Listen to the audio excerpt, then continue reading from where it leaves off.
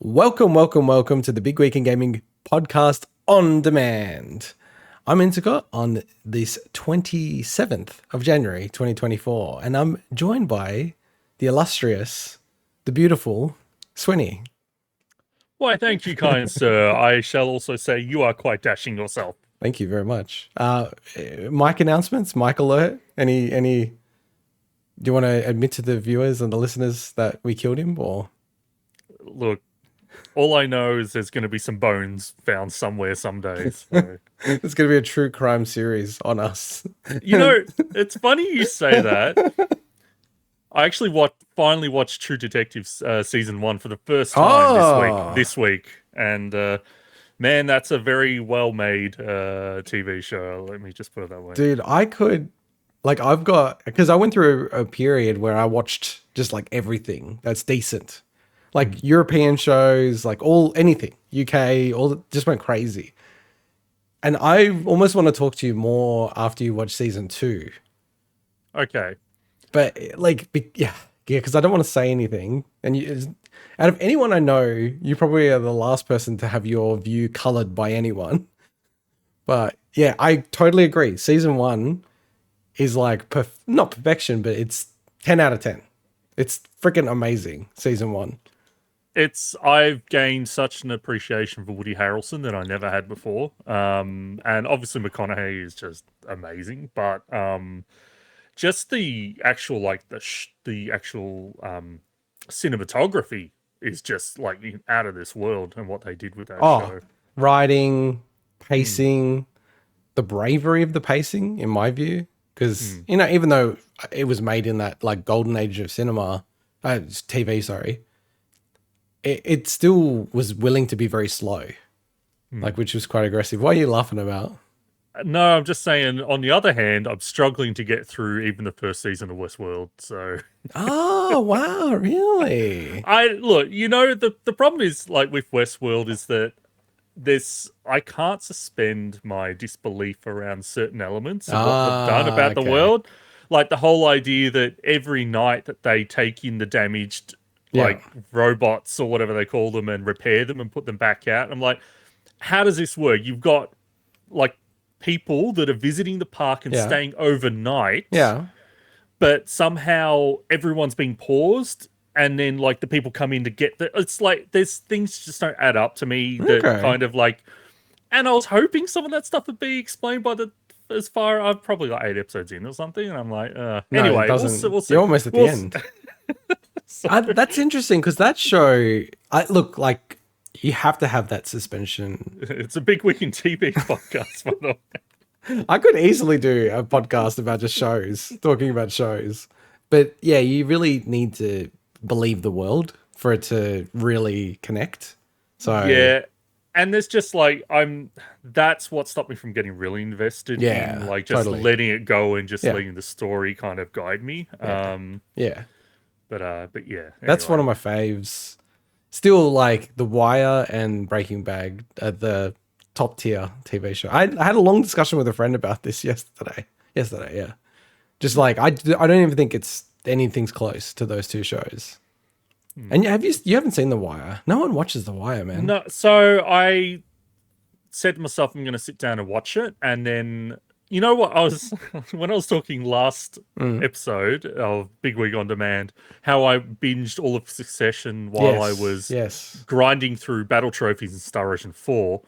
I actually started to put The Wire on at the same time. No. And what I realized was I needed to actually pay attention to this show. And I'm like, all right, I'm doing this show a disservice. What some people consider the greatest show of all time, by sitting there grinding out achievements and trophies while I'm watching this.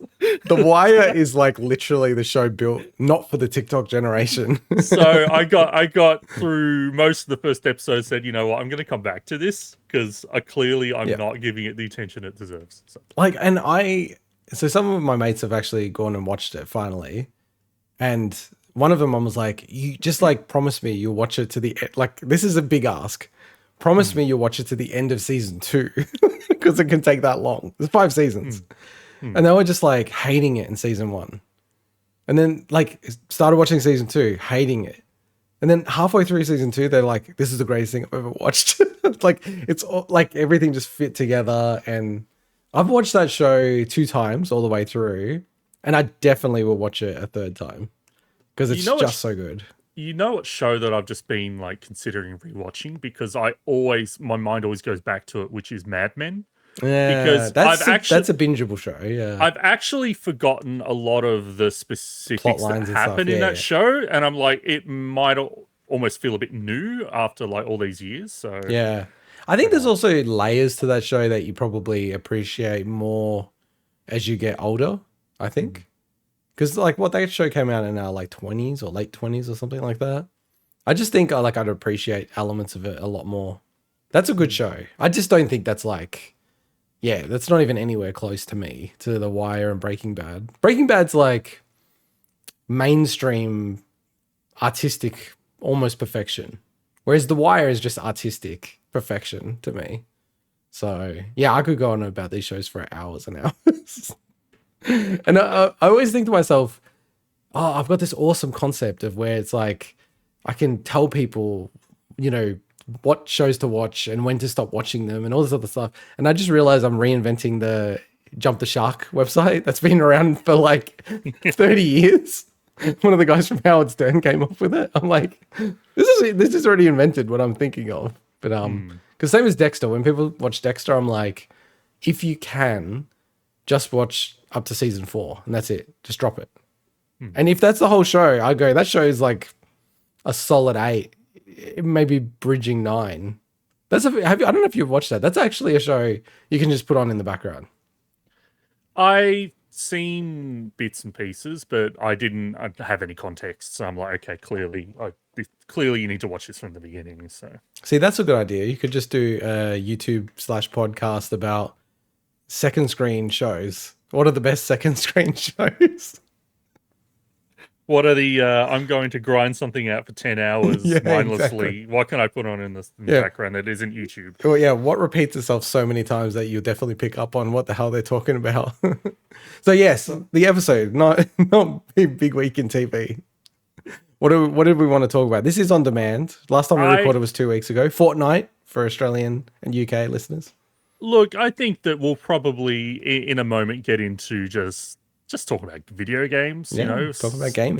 That's a swerve. But right before we get into that, to carry on the very on-topic discussion, you messaged me earlier today about these recent allegations about. Oh, you want to go there? You want to go there? Okay. Vince, no, I just wanted to just kind of just open up for a second. Vince McMahon from WWE/TKO now, has resigned because of all these recent allegations that are off the back of previous allegations and all this stuff. As a non-wrestling fan, who's obviously been aware of Vince McMahon for a long time. Oh, yeah, for sure. I just wanted to just get your kind of like very quick take on just how do you decipher that man? Like, as a non-wrestling fan, I'm just curious to know, for any context, like there's stuff out there about the allegations and it's wild. This stuff is wild, so right? Bad. But so much of it is so on brand for him as a wrestling fan. For me, it's like, yeah, of course Vince McMahon would cosplay as Brock Lesnar in a sexual encounter. Allegedly. Allegedly. I feel like you forget that we're not just chatting to each other.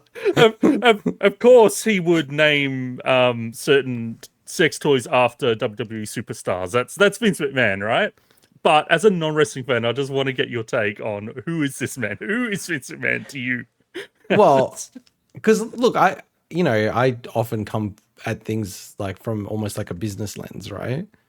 And, I think he's one of the greatest business minds, in the last 40, 50 years, right? All the stuff he did with wrestling is so huge in the States, but it was also so distributed and be able to take everything over, all the regions, all that stuff. And then he just seems like I didn't know much about it until actually a couple of years ago when you were talking about, elements of his self and his proclivities and preferences.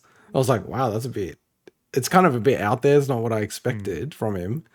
So I was kind of a bit more like, this cat is a pretty weird guy.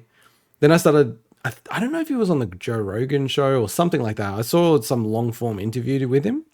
And he's talking about going to the gym at like 3 a.m. and all this other kind of stuff. I'm like, nah, this guy's a full psycho. It's like almost 80 years old, right? He's like 78 or something. Yeah. And he's going to the gym at 3 a.m. Like he's on obviously a lot of drugs and allegedly. Well, yeah, I guess I'm just accusing it. I've heard that he's on a lot of drugs allegedly.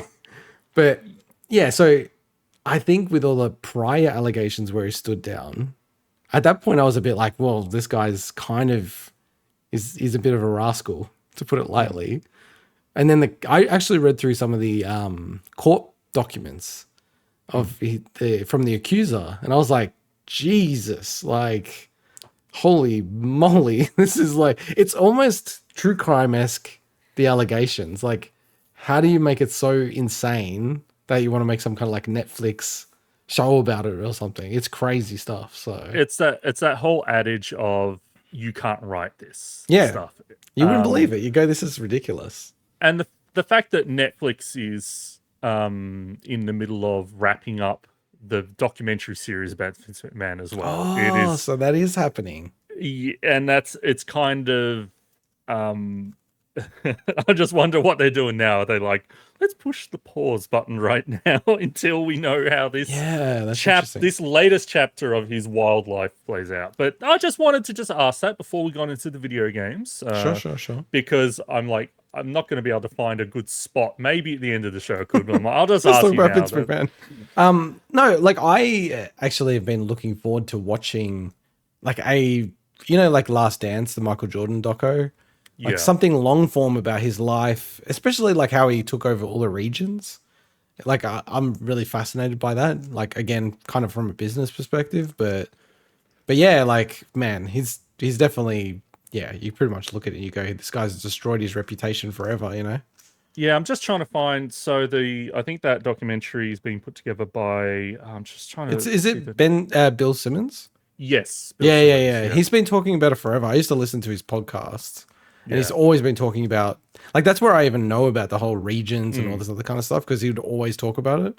And I'm like, it is interesting, like, you know, just being able to do that and execute on that effectively. But man, this guy's just completely destroyed. I'm solving a Rubik's Cube while we're talking as well. And who says men can't multitask? Yeah, look at that. See, I almost solved it. I'm just sort of like, no, I want to say, look at that, it's solved. See? I don't want to say, because like obviously the allegations are terrible, and then these are just the allegations that we know. Like, as if, you know, I do think where there's smoke, there's fire, right? Like, if it's true, this is related to. It's not a once-off. It's related to one of many known NDAs. Yes. So correct, right? Yes. It's just like, far out. It just pulls a whole interesting spin on everything WWE, right?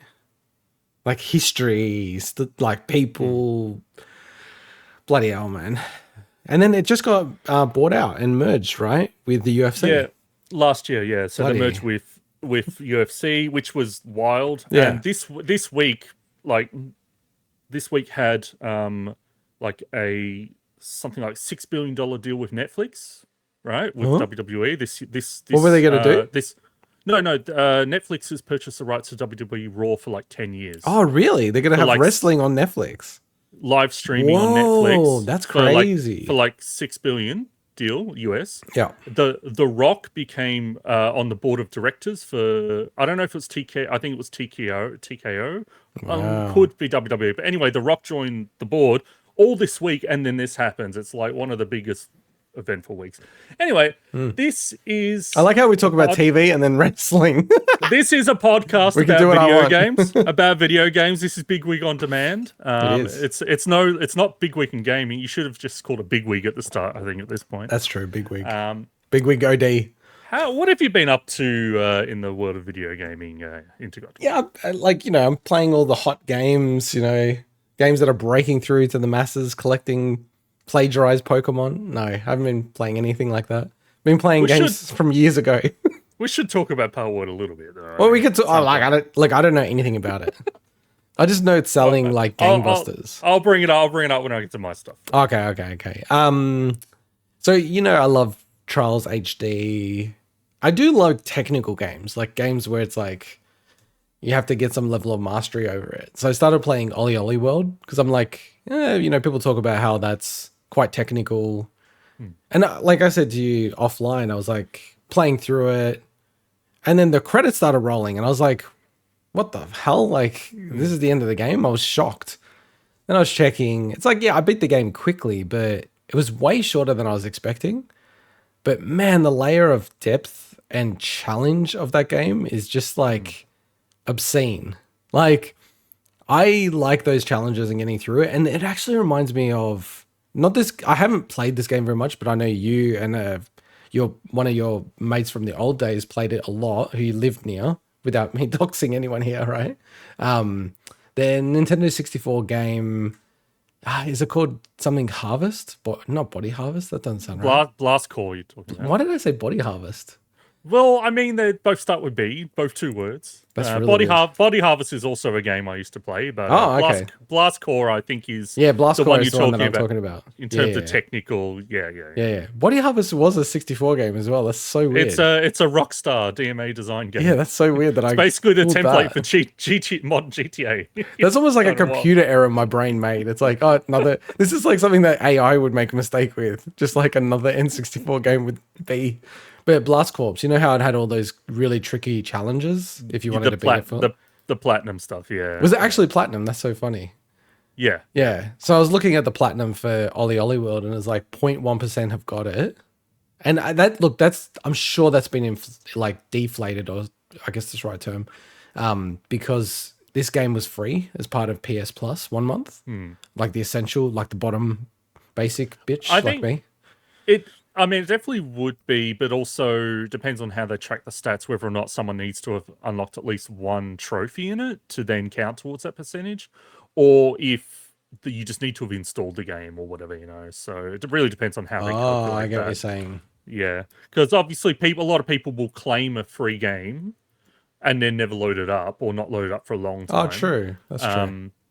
But yeah, and I'm actually not even sure to this day how Xbox do it on their side. I know on the True Achievement side, you need to have unlocked an achievement for it to kind of factor in. So yeah, I don't know. It's kind of a weird one because it's rated as like a 7 out of 10 on PSN profiles in terms of difficulty.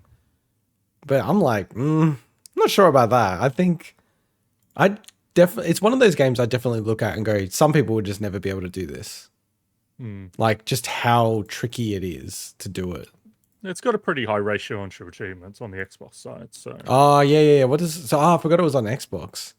So like what is your you can analyze the Xbox side better than I can analyze the PSN side. And it wasn't free on Xbox as far as I understand.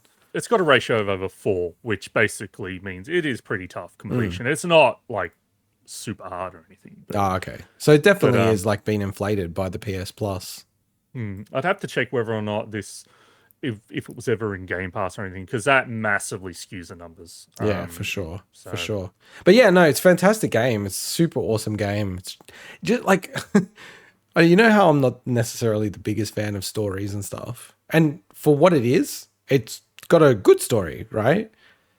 It's just that, like, I don't want to hear it. Like, it's kind of like, I know what you're going with the story. It's like, yeah, cool. I know if I was interested in this, it'd be like, yeah, really good. The writing's really good and everything like that. It's just, I don't want a story in a game like that. Honestly, it's like arcade. Like it'd be like going back to Gallagher and then having interstitials between each one and giving the story of Gallagher. I'm like, I don't fucking want that. I just want to shoot this fucking enemies and just play.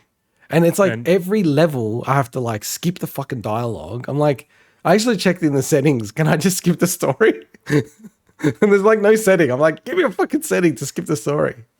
I don't know why, but as soon as you start talking about Gallagher, this mental image of a Gallagher visual novel kind of just was created in my mind. I'm like, that would be the most weird thing to say, okay, Gallagher, but it's like a dating sim or something like that, So That's true. Oh, I'll have to wait until it gets out of copyright and then, then you can see it happen. But yeah, no, it's a really great game. And even like from a story perspective, it's so well written, I can't even get that annoyed about it. If it was poorly written, holy shit, I would flip out about literally just like screen after screen. Like you go back to the same level and you still get the same story beats. It's like, you've already told me the story, bro. Like, I think it's similar to me, for me to Donut County, where it's well written and kind of charming and funny and oddball, but there's just like too much text, and you're like, yeah. I just want to play around with this funny puzzle game. You know, it's sometimes I think too much is just too much. You know. Yeah, and then, you know, knowing my proclivities, for some reason I booted up Until Dawn. Now, I just do not play these type of games. So what do you call this kind of game? Like what, like the Telltale games? What are they called again? It's not point and click, but there's a name for it. I mean, they're adventure games. Like if you yeah, put but that blank, doesn't. Yeah, no, but I'm saying that's like the blanket thing, right? Yeah. But I would say that it is a. I'm trying to think what it is, because it's similar to what's that bloody game that they put out on Xbox a while back? Anyway, like I know what you're talking about. These games where the focus is on story, where the actual interactive gameplay is fairly minimal or very boxed in. Yeah, massively boxed in. Yeah, I've never played Until Dawn, but I know Supermassive's games and stuff like that. But is there a reason that you happened to play that this week? Well, no, totally, because I didn't really ever know what it was.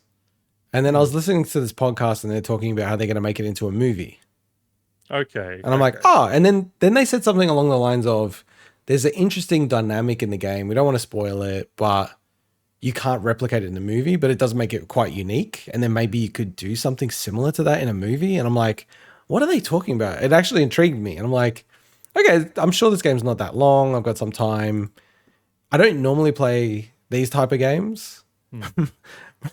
And like, I actually didn't mind the start of it. And I couldn't believe some of the people who were in it. Like, it's insane. Like, full on, like, Hollywood actors. I was just like, I didn't know. Like, Rami Malek is in it. What's her name? Hayden Panettiere or something. Yeah, from Heroes. Like, or genuinely, like, famous people, right? I was like, holy shit, this is really crazy. But I went nuts about, you know how we don't really care about audio that much, you and I? Like, we don't have, like, 5.1 and all this other stuff. I don't even have a soundbar, right? Now, like, I don't care about audio unless it's distracting. And the music in the game, the sound effects, all this other stuff's amazing, right? And I'm playing the start of the game and I'm like, what the fuck is wrong with the audio? Like, it must be just like an artistic effect that they're trying to do. Like, it sounds like the characters are speaking through the radio, like an AM radio. And I'm like, okay, this must just be me. Or I went through all the settings. I'm like, is it defaulting to like 5.1 and it's fucking it up or something? Anyway, and then I'm like changing everything. I'm like, maybe it's just the start. So I play into the game and it's so, I cannot tell you, especially when you realize it, it's like how fucking distracting it is. Like, I'm like, they sound like they're coming from a fucking AM radio, right? Anyway, so I'm looking at it all, I'm going crazy. I'm like, but everyone says such good things about this game. And actually also, like, the audio is called out as amazing. I'm like, it's got to be a problem on my end. So I go on Reddit, Until Dawn, audio, blah, blah, blah. Comments after comments. Like, what the fuck is up with the reverb? The audio is so tinny. The voices are so tinny. Nothing else is tinny, but the voices are insanely tinny. And these fucking comments are from like 9 years ago, right? And someone's like, oh, they'll put a patch out for it for sure. Like, this is crazy. And that's like 9 years later. I'm like, what? So then I go on YouTube. I'm like, I watch a full playthrough of the game. I skip to where the dialogue is. And it's, dude, you could do this after the show. Listen to the audio. It's like, it's so fucking tinny. It's just, how the fuck have they paid so much money to get these like insanely famous Hollywood stars, and then it's like they've recorded them over the telephone, like in COVID when this is pre-COVID. I couldn't believe it. It was so distracting. I deleted the game. I'm like, I can't play it. Here's a question: what's worse, the audio production or whatever for Until Dawn, or the snare drum on Saint Anger? It's what's worse? Okay, like let me first say, it is literally the same level. of distraction. Like, it's like, Jesus, like, how is that possible? The reason I asked why you No, haven't I'm played actually that... contemplating it. I'll say it like okay, this. you're gonna give me an answer. All I right. say, like, I've actually been listening to a lot of Metallica recently as well. I'll say it like this, that there are almost redeeming qualities of the snare drum in Saint Anger. It was terrible. It's very distracting and it ruins a lot of those songs. But it's almost like on reflection quaint or something. It's like, that's so weird and distinct. But this fucking radio sounding audio dialogue has no redeeming benefits. Like, they even have a bit in the game where it's basically like an old video playing. And I'm like, this is how it should sound only in this section. It should sound like it's old. Why the hell is the normal dialogue so fucking... But I beg you to look at a fucking playthrough after this and just like listen to it a bit. I mean, I've seen the game in the past, but I clearly wasn't paying attention to that part of it. So maybe I'll check it out. Now, the reason I was asking is because there's reports this week, like last couple of days, that a PS5 and PC version of Until Dawn is actually soon to be announced. And that's why I'm like, the timing of you randomly playing this game from how many years ago? 2015. That's weird. This week is kind of wild, especially like it's type of genre you would never play. Yeah, this is very rarely I play a game like this. That is funny, actually. Yeah, I just can't get over like how bad the audio is. If it's a free it won't be a free upgrade then. It will be like something paid. But yeah, like, I couldn't play it, man. I actually didn't mind the game so much. Like, I was kind of getting into it. I'm like, it wasn't like as good as Alan Wake, but it's sort of like the same vibe-ish. I was like, I'm kind of into this. Like, it's a bit weird and mysterious the way they've made this game. And I know there's some kind of weird twist or something in the game, but I just couldn't get over the audio. Been playing some other stuff, but I also wanted to say that I've been playing a lot of co-op with my oldest kid, which is cool. Like, it's kind of crazy because, you know, when we were speaking about this before, that like he does horse riding, he does shit that it's like whatever he wants to do, I'm happy. Like, I'm not going to push him into doing stuff. He has to go for Collingwood. They both have to go for Collingwood. I'm not going to push into stuff. No. I do say this to people. I'm like, they could be like whatever. I don't give a shit. Muslim, Christian, atheist. I don't care, right? One's a vegetarian, one's not. I don't give a crap, right? But they have to go for Collingwood because it's arbitrary. It's so arbitrary. Okay. You have to go for Collingwood. And they kind of go for the 49ers as well in the NFL, but that's even more of a stretch because you really don't know what it is. Look at the Bombers thing that you got there. Look how crappy this cup is. That's awesome. It changes. No, it's all bent because I'm like, clearly this is not something you're meant to put in the dishwasher. No, it's God, like no. Literally bent. No, you're never meant to put those things in the dishwasher. That's actually why I don't use a lot of those cups. I've got like a Collingwood Premiership cup, but then it's like I have to hand wash it, and I couldn't be bothered. But yeah, so been playing a lot of co-op. He's just gotten into games out of nowhere. He's pretty decent at it, right? So we're playing Minecraft Dungeons, which is actually pretty decent. It's like baby's first Diablo. Like, I'm frantically looking up what multiplayer achievements I could try to wrangle you into helping me out with. Oh, okay. But this is the PS version. Okay. The other thing is, I think there's crossplay. The other thing that was amazing to me is we actually played Overcooked because he saw it listed in the games that I have, right? I love it. And he's like, I want to play that game. I want to play that game. And I was actually impressed, like, because he just listens to what I said. Like, you know, there's no doubt. It's like, I'm leading. I'm telling you what to do. You do it. And we're actually getting like 3 stars. It's like 6. But I'm like, 3 onions. Stat. Go wash the dish. Do this. Like, and he was loving it. He was just like, and then at one point he's like, you know, I don't know how it came up, but it was like, okay, you want to be the leader. You be the leader then, right? And then his way of leading, and he's 6, right? His way of leading, he doesn't move at all. He doesn't do anything. He just tells me what to do, right? And like poorly. Like, you can't do 2 things at once. I love it. But I was actually blown away. That game was not stressful at all. Like, we were just like doing shit. Like, he's just got a bit of a skill gap that he just needs to improve. How many levels did you get in? We beat like a whole world. Okay. Yeah, like we got into it. But there's a few things where it gets too technical for him that he can't do it. So it was the first Overcooked? Yeah, first Overcooked. Okay. Yeah. And then the last thing, and so, you know, I'm probably not very modern parenting of me, but I like never let him win. Like if we play Smash Brothers, I'll never like let him beat me. Like I don't go easy on him. I don't like destroy him, but I don't play easy on him, right? And same with Street Fighter, because you know I've got the Candy Cab, so we play Street Fighter and X-Men versus Street Fighter and stuff like that. And we're playing Marvel vs. Capcom. He's never beat me, and he gets like so pissed off, and he's like wanting to beat me and shit like that, right? And I know this is like not modern parenting, but I just don't believe in like letting him to win. Like that's hollow, right? And he's 6, so I'm like, he's gonna take like 3 or 4 years before he can beat me. He's right? 6, kick his ass. Well, I don't, you know what I mean? Like I don't, you know, I could just like crush him really quickly, but it's like, you know, I take it easy, but not easy. Anyway, we played Marvel versus Capcom, and I don't know which character it was. It was like War Machine, I think.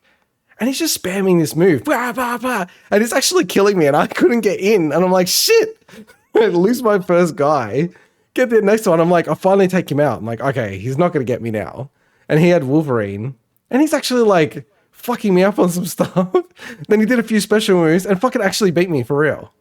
I was like, I couldn't believe it. I was like, there's no way he's going to beat me for like 3 or 4 years. And he legit beat me. And you like, I think the thing is he knows I'm not like throwing because he knows what I'm like. And I haven't let him win anything in like a year. Right. And he was like, it was kind of cool, man. It was like, he was so proud because he knew it was real. It wasn't just like this fake bullshit. And then he's never beaten me again. But you should give him a go at Tekken because that's a really fun game for someone that's butt mashing as well. Okay, yeah, maybe I should because I haven't played Tekken either. So yeah, that would be an interesting one. So we're just like going through lots of old school arcade games, and I'm figure like when they get bored of it, I'm gonna rotate the cab to Tate mode so then I can play like Gallagher and Pac-Man, and because I can't play those games because it's on a fucking angle. Because it's an analog monitor. It's like you can't change it. It's like unbelievable. So how do you just physically actually rotate the whole screen? Do you have to go from the back to rotate it? Like how does that work? So I won't go into the all crazy level of detail, but the most sought after cabinet is the BOD02 because it actually has like a rotating mechanism. So it's like, it's fairly easy to do it. Like if you know what you're doing, you probably can do it in like 10 minutes. I've got an Astro City, which is probably the most classic candy cab. It's a lot harder. So you can actually, like they're built to be like industrial, right? So you have like locks and everything like that. You can open it up. You have to take the side panels off. Then you have to take like all the restraining bolts away. Then the tricky part of it is you kind of have to lift out the CRT monitor. You have to degauss it before because it's got like, you can have like 15,000 volts. It can kill you just by touching it. Like there's no way to survive. If you get shocked by the monitor, you're dead. Like you're actually going to be dead. Imagine having that as your like cause of death. Arcade monitor. Death by candy cab. Yeah, I couldn't imagine like people getting that explained at my office. How did he die and what the hell?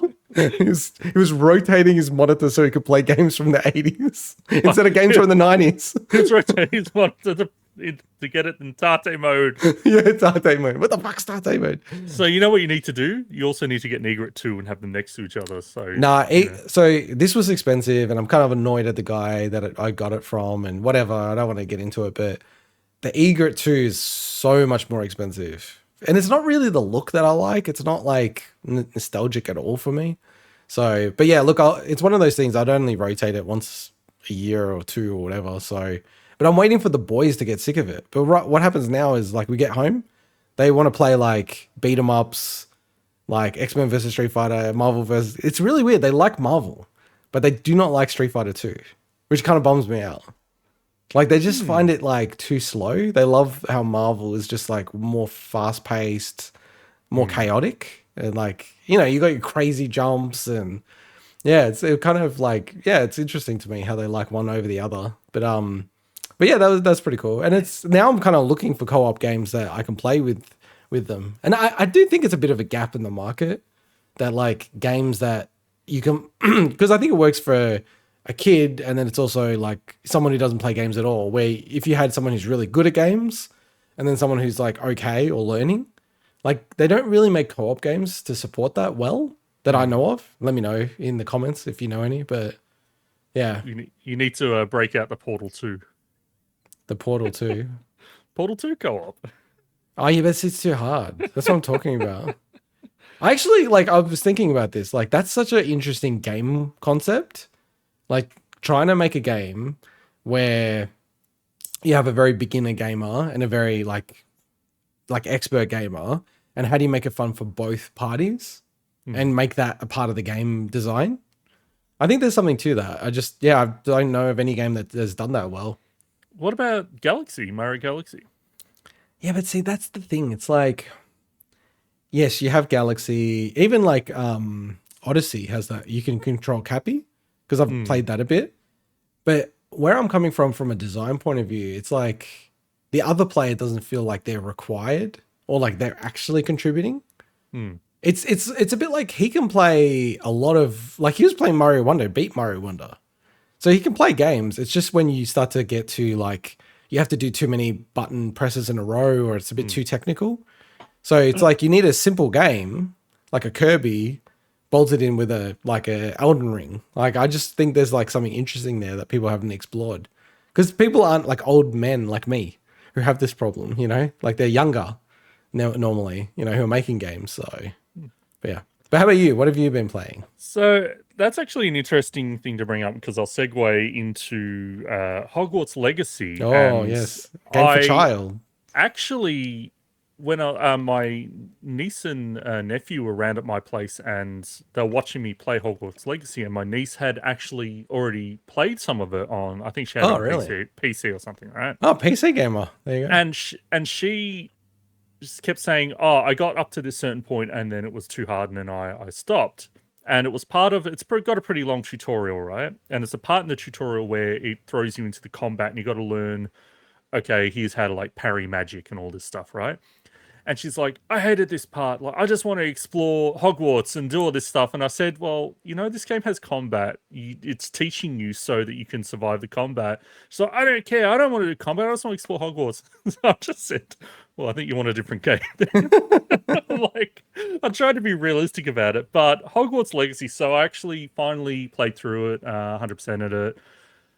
Wait, can we take a big step back? Because can we say your story about the Xbox versions and stuff? What's the short version of that? The short version is that it's one of those annoying games on Xbox that isn't, was it smart delivery? Yeah. And I didn't know that before I picked it up. And so I walked home with an Xbox One version. And you're like, I finally got this on a deal, sucker. I put it in, and it clearly says as you go to install it, Hogwarts Legacy Xbox One version. Yeah, I'm like, God damn it. So yeah, I had to go swap it back. But thankfully I could swap it for no issue. But yeah. it was annoying as hell because the thing is that like that is not something you think about on Xbox with the way that it works there. There's only a couple of games where it's really an exception. And that's like one of the biggest games on, you know, of 2023. Yeah. And it doesn't support it. So it's like, you motherfucker. Because it's also why it wouldn't? It came out after, and I think that's the reason why. So the previous gen versions of Hogwarts Legacy came out quite a while after the like PS5 and Series X, and I think that's the reason why it doesn't. It's because it kind of was a different build, a different like SKU and like different, I guess, retail kind of cycle, and I think that's the reason why it doesn't support smart delivery. But that's just a guess. As I'm saying, it's not the only game, but it's one of those things where you just don't even think about it until you get bit on the ass like this one. Yeah, interesting. But Hogwarts Legacy, yeah. So to preface it, I'm not really a fan of the Harry Potter or like the world of wizarding or whatever. The wizarding world kind of universe. But you know, I've seen some of the movies and they were fun. And it's always been something where it's okay, you know, I could actually enjoy this stuff. Yeah. But it's just, the game just looked like a good game. Like from all the previews. They're selling a game of last year. Yeah. And it is a pretty damn good game. Like it is one of those games you look at and you're like, man, I know why. I can see why this game took so long to make. Like it's Okay. just the amount of detail that's in the actual Hogwarts, and it's huge. Like the Hogwarts itself is so massive that I put like, I don't know, like 50, 60 hours into that game, and I still never learnt the actual layout of Hogwarts. It's that big. And that, Really? yeah, Whoa. it's designed in a way that it's so like wrapped in on itself, and it's kind of confusing, but in a way that makes sense because it's a magical university, right? Hmm. It's not gonna be like an office building where the layout makes sense. It's kind of built in this way, and it's just one of those things where I just never sat there and actually learnt the layout because it's so massive. Yeah. And then what I didn't realize about this game was how big the actual open world part of it is. I kind of knew it was an open world game, but I didn't even know that. I wasn't expecting Yeah. it to be an actual like here's like maybe like a previous Assassin's Creed style size. I'm Yeah. like, this game's pretty damn big. And it's really cool. I could see anyone that's into that stuff. It's like a dream come true for that Oh Hogwarts they yeah. created. That Hogwarts is like so, and there's like puzzles and secrets all hidden throughout it. The actual open world, not as fun. It does get quite repetitive, but that's also if you're doing 100%. If you're just playing through the main story, I don't think you'll get that repetitive nature. But So do they have a lot of like fetch 10 of these kind of quests? no, they don't have that kind of Oh, stuff. okay. They have lots of, hey, there's 50 Merlin trials on the map, and Oh then like yeah. each one is a puzzle, like But a you don't little need to do it if you don't want to. No, Yeah. no, So I don't but mind that. I don't mind that. yeah, but they incentivize you to do some of that Yeah. stuff. For instance, those Merlin trials. Um, just out of interest, remind me of Breath of the Wild. I know that the Koroks were related to your inventory space. Is that Yeah. right? Yeah. Yeah. Yeah. Was it a case of you did like 5 of them and then you got more, and then 10 of them and you got more, and that kind of thing? Yeah. From memory, it was like you needed like 300 or so Korok seeds to be able to unlock max capacity, but then there was Yeah. 900. So you definitely So didn't need them all. So it's that kind of similar thing where they've got all these like mini puzzles around the world where if you complete them and then you unlock challenges which give you more gear slots and things like that. So they do incentivize you to do a lot of this side stuff, but it is 100% not required. And it's yeah, I think it's a really really cool game. Just if you're gonna 100% it, just maybe just prepare for it to feel a bit Big samey grind. after a You need while. So. another TV show to be able to watch. You need The Wire. The Yeah. Wire is the perfect companion for Hogwarts Legacy grinding. Yeah, I'm dyslexic. I remembered it the wrong way around. You need 421 Korok seeds to unlock the full capacity. But that is like when you get to the last, like a slot starts to be like, you need 25 or something to unlock the next slot, which is, yeah. So it's almost like half, to be honest, of the Korok seeds that you can collect max. But you don't like in Breath of the Wild and Tears of the Kingdom, you don't need like a full maxed out on everything. Like some of like the weapons one's useful because you break weapons all the time. Whereas, you know, shields you don't break as often. So you don't really need that fully unlocked, in my Well, opinion. the biggest negative I have about the game is related to that gear that you pick up, because gear is randomized. I'm fairly certain it's randomized in like chests and stuff, and you can only hold at the start. You can only hold maybe like 20 pieces of gear or something, and then you go to pick up another one, and it's like, oh, you don't have enough gear slots, and it's like that just feels like such an arbitrary restriction on a game where it's giving you gear constantly, like and. It's like it just became like an inventory management thing where, oh, okay, I have to go back and sell all this stuff that I don't care about, and then so I can open this chest again or something like that. Yeah.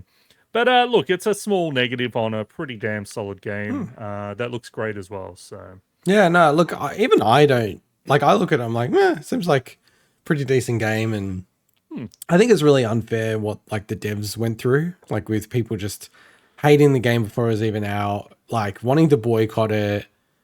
And I gotta be real, like I fucking love that the game is like the #1 best-selling game of the year, because it's like fuck you to those people who are boycotting it. It's like, sure, if you want to boycott it, boycott it. There's lots of stuff I don't buy because I don't agree, but I'm not gonna like attack people who are contributing to that company.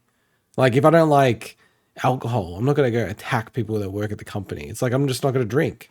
Well, Yeah, it's that's not. all good. Move It's on. not just that they were attacking any of the devs and stuff. They were attacking like other streamers that dared Yeah, to even dared that's even dared crazier. Yeah. dared to even say I'm going to play Hogwarts Legacy next week. Yeah. Suddenly, there's getting death threats about it. Look, I'm not getting into the politics behind it or where I stand on it, but it's just if, as you said, like if you don't want to play something and boycott it, that's fine. Don't attack other people, Yeah. especially people that aren't like all the devs that worked on this. None of them are like they have nothing to do with J.K. Rowling. But see, They even put if their they do, man, it's like the no, but reality is we all have different roles, right? Like, yeah, but basically what I'm saying is like regardless of that, like these people put years yeah, that's what and I'm, years dude, of work seven into this game. years. 7 Yeah, years. it's insane. You only make, like, if you have a career in gaming, like game dev, like, and you're successful, like, probably the average is that you're only ever going to make a couple of games because Hmm. it's not like the career lasts for 40, 50 years. So Hmm. this could be the only game that some of these people make. And it just, people are shitting on it constantly, like, wanting it to fail, calling it out every preview it had. So I kind of love how it just actually so dominated, like, it Hmm. just destroyed it. So, and like I'm sure they're gonna make a sequel and it's gonna go like gangbusters. So, Well, they've already built the Hogwarts for it, so just look quickly on Harry Potter. That's the other thing because we were too, I think anyway, too old when the books originally came out. But so I missed the boat on that. And then I was kind of like, a lot of people still really enjoy it, like read it like when they're a lot older and stuff like that. I'm like, oh, one day when I have kids, I'll read it right to them. And now my kids are just like kind of at the age. I've read a lot about like how age appropriate each novel is. So I'm like actually going to start reading it tomorrow. So it's well, interesting there you timing on go. your part. Yeah. So they're going to learn about this little wizard named Harry. And by the way, I almost know nothing about this fucking book series. Like I know like Harry, I know that there's like a character you can't say the name of. He goes to Oh, Hogwarts. I so don't really know that much about you it. haven't seen any of the movies either. Not 1 second. Ah, So okay. kind of on purpose because I was like, I want to read it because they're really great books. So I'm interested to see. I haven't read the books, but to see how you feel, considering you're generally not a fantasy person. yeah, but I And love Game of Thrones, for instance. The start of Game of yeah. Thrones. So yeah. All right. So another game that I played actually this week, and was one of the biggest surprises I've probably ever had in a game. Oh, Like okay. just relative to what I was like expecting from it. So there's a game called Meg's Monster that was came out a while back. It's a little indie RPG, but you know me, like I get indie RPGs, I do RPG completions, and Yeah. I'm like, okay, this game's fairly low ratio, 6 to 8 hours, pretty good for an RPG completion. I'll just chuck it on. Knew nothing about it. Was expecting it to be junky, whatever, right? And I was like, what the hell is this game? It's like this really heartfelt, touching, like RPG about this little girl that goes into this like underworld full of monsters, almost like do you remember Our Real Monsters? Yeah, I love that Yeah, show. kind of Great like show. that, where this little girl like falls down this into this like big underworld, and she befriends like this big monster, and it's like it's so well written and so touch. It's kind of wild. I'm like, what the fuck is this game? Never heard of this game before. And it's like got pretty good reviews and everything, but just no one knows about it, or very few people know about Meg's Monster. And it's just really it's an RPG, but it's almost like the battles are just more like puzzles because you just go like it's very linear game. You just go basically from one scene to another, and you fight. It's almost just like fight bosses, but Yeah. there's no chance to level your character up or anything. It's just literally just almost like a battle system, pretty almost as stripped down as like Pokemon or something like that. But then they build it into the narrative, and then it's just like I'm like, what the? There's this game that just I'd never heard of, and it's like such a really like I think the game would really hit hard for anyone that's a parent. I'm not a parent, but it's still like, man, like it's pretty surprising. So For anyone who's interested, and I do rate Steam on this kind of stuff. The overall rating on Steam like lifetime or reviews, is overwhelmingly positive, 97%. That's freaking mega. It, That's like it's this is like a very under the radar game because I've never heard I of it. I'm like to think that I'm just gonna play this janky ass indie RPG to And it this blows you thing. away. I'm like, what? You know, it's Yeah, like, yeah, and it's kind of like it's not as off the wall or as something like Undertale and things like that, but it's got those vibes yeah. where or like a bit of Earthbound vibes where the characters are like the way it's designed and everything, but it's man, it's just really surprised me. I really recommend it. Mm. It's probably goes on sale all the time, I reckon. But yeah, Are you gonna play their next game? I've never looked up who the devs are really. I think Odin Cat or something like that. I know that it's a small Japanese team that put it together. So Oh yeah, they're one of those weird ones. I'm just checking now. It seems like they're a dev and a publisher because hmm, there's like, oh, here's this new game, but it's actually not developed by them. Hmm. hmm. Okay, but yeah, no, like it's not my speed of game normally. Like, so it's like I've got so many other games. I'm sort of like, Oh, it's just if it's like it's basically just it's almost like a story game. Like you'd have to really try hard to fail at the game if that makes sense. yeah, But it was just so surprising. mm. The only other game I'll talk about was I'm currently in the middle of playing through Phantom Liberty, the Cyberpunk expansion, Oh, yeah, which nice, I held off for a while because it's pretty pricey. It's like $45 or something, and yeah, and I'm like, oh, I'm not going to play. I'll play it when it goes cheap, whatever. Because I'm looking forward to going back to it, but like it's $45. I'll just wait. And then I started watching someone play through the story of Cyberpunk again, and I'm like, all right, I gotta play. I gotta play Phantom yeah, Liberty. yeah, So I just got it. Man, I forgot how good that game looks. It's such a yeah. It pretty looks sick. game, Yeah, you're playing on and Series X, yeah. I'm playing on Series X, and I did when they released the next gen update for it, not the 2.0, but like the next gen one. I did try that back then, but I played through it basically on just the up-resed like Xbox One version or Yeah. whatever, which was good at the time. So it looks even nicer, but man, I'm just the animations and like in the dialogue, I'm like, man, they knocked this out of the park when it comes to the visuals of this game. And it's like the story seems cool. Like, Idris Elba's in it. He's cool. The He's a cool Wire and guy. stuff. And it's like I think I've not finished it, but I don't know. I'm really happy that they didn't make this because they added a new area to the world where this takes place. They didn't make it huge. It's like almost like a really small, self-contained kind of like two city strips Mm. almost. And I like that. I like the fact that they didn't make it so, oh, here's this massive expansion. It's like, here's a nice self-contained thing and just focus on getting the story and the missions right. Yeah. So, yeah, I'm enjoying that. So, I feel like by not playing it, have now like got the best experience of it, if you know what I mean. oh, I think so, man. I Because think like they've so. rejigged the whole game.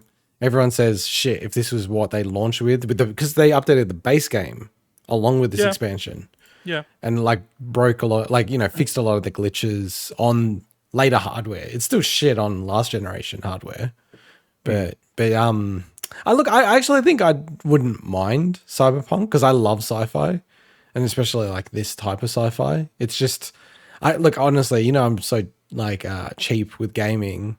I just look at it and I'm like, you know what, man? CD Projekt Red, they always do like crazy sales and stuff. Hmm. And I feel like eventually they're just going to sell both games for like $30 combined. Oh, yeah, it'll go on sale all the time eventually. But yeah, I'm great. It's great to be back in that world. Yeah. Yeah. It took Yeah. a bit of adjustment because they reset all the skill. Like I played at a game 100 hours or whatever, and because I hadn't played it since the 2.0 update, they reset all your skills and all your build because they retooled it all. So, Oh, wow. so That's crazy. yeah, so it took a little bit of getting used to kind of like say, okay, what was I doing with my character? I can't even remember, but I honestly do struggle with like single player DLC because sometimes it's like, I don't have the skill set anymore. It's like I worry about Elden Ring. I'm like, oh my God, I got to get my head around that again. and probably we should save that for 2024 discussion. But I would just say one thing as well. If they follow their past DLC trend, the bosses will be fucking hard as well in the Elden Ring DLC. So fair enough. What else have you been playing? No, the last thing I will just want to bring up is, we talked last Bigwig on Demand episode about the whole Embracer Group thing. We didn't go into detail, but since then, there's been a lot of talk and a lot of kind of reports around a studio that I really love, which is Piranha Bytes, the makers of the Risen, Gothic games, and Elix and all that. The Eurojank pioneers. They're close to my heart. They don't make amazing games, but they put a lot of heart into them. And they're kind of people think they're close to shutting down. They did release an announcement. Really?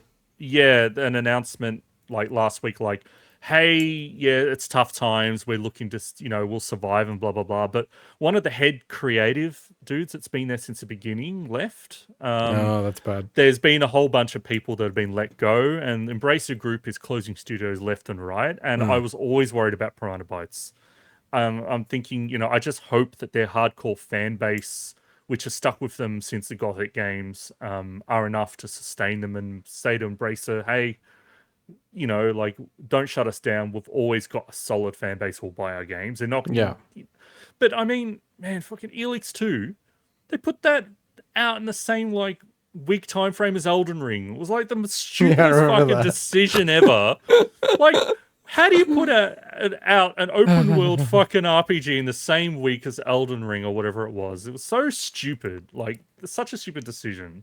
That's like Horizon.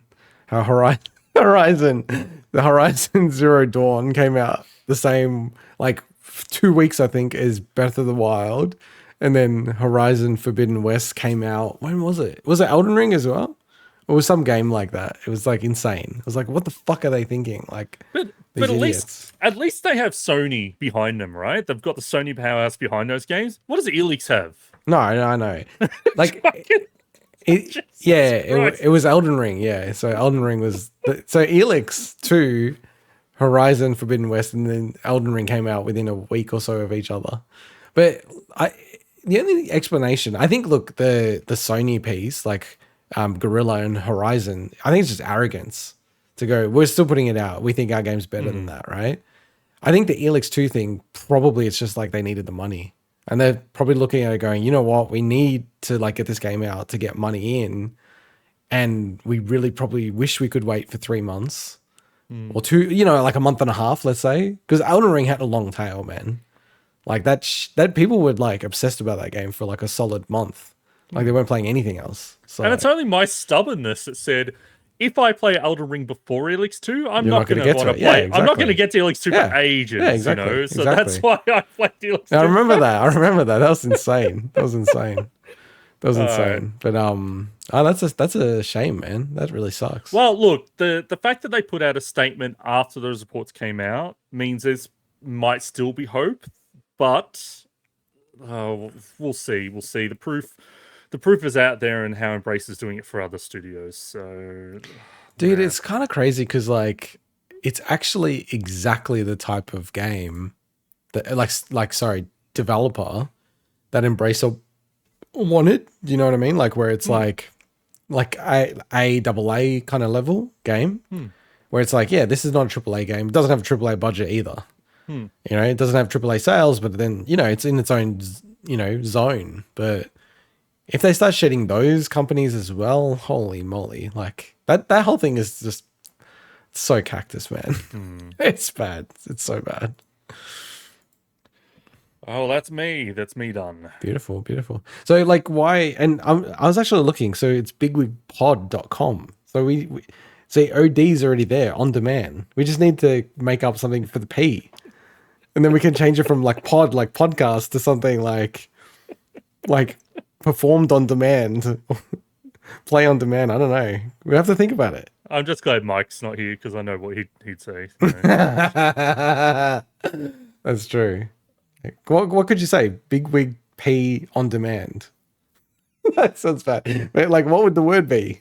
Could you think of I don't something? know. You're You're smart with asking that me. stuff. You're asking me out of nowhere, on air, off the top of my head, what P could be out of pod for on demand. I There don't know.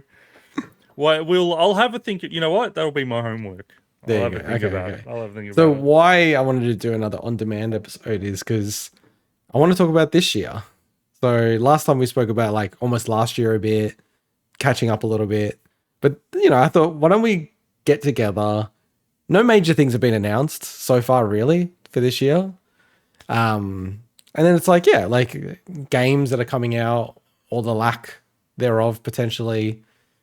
New Switch seems. I feel like everyone in the industry is going. Switch 2 is happening this year, like the successor. There's no way it's slipping to 2025. Is that your view as well, just in terms of? Well, we're starting with Switch then. No, I'm just saying quickly like that piece. Like it feels like that's this year. Yes. And then like my question is like other things, PlayStation, Xbox, what do we think this year? What could it look like?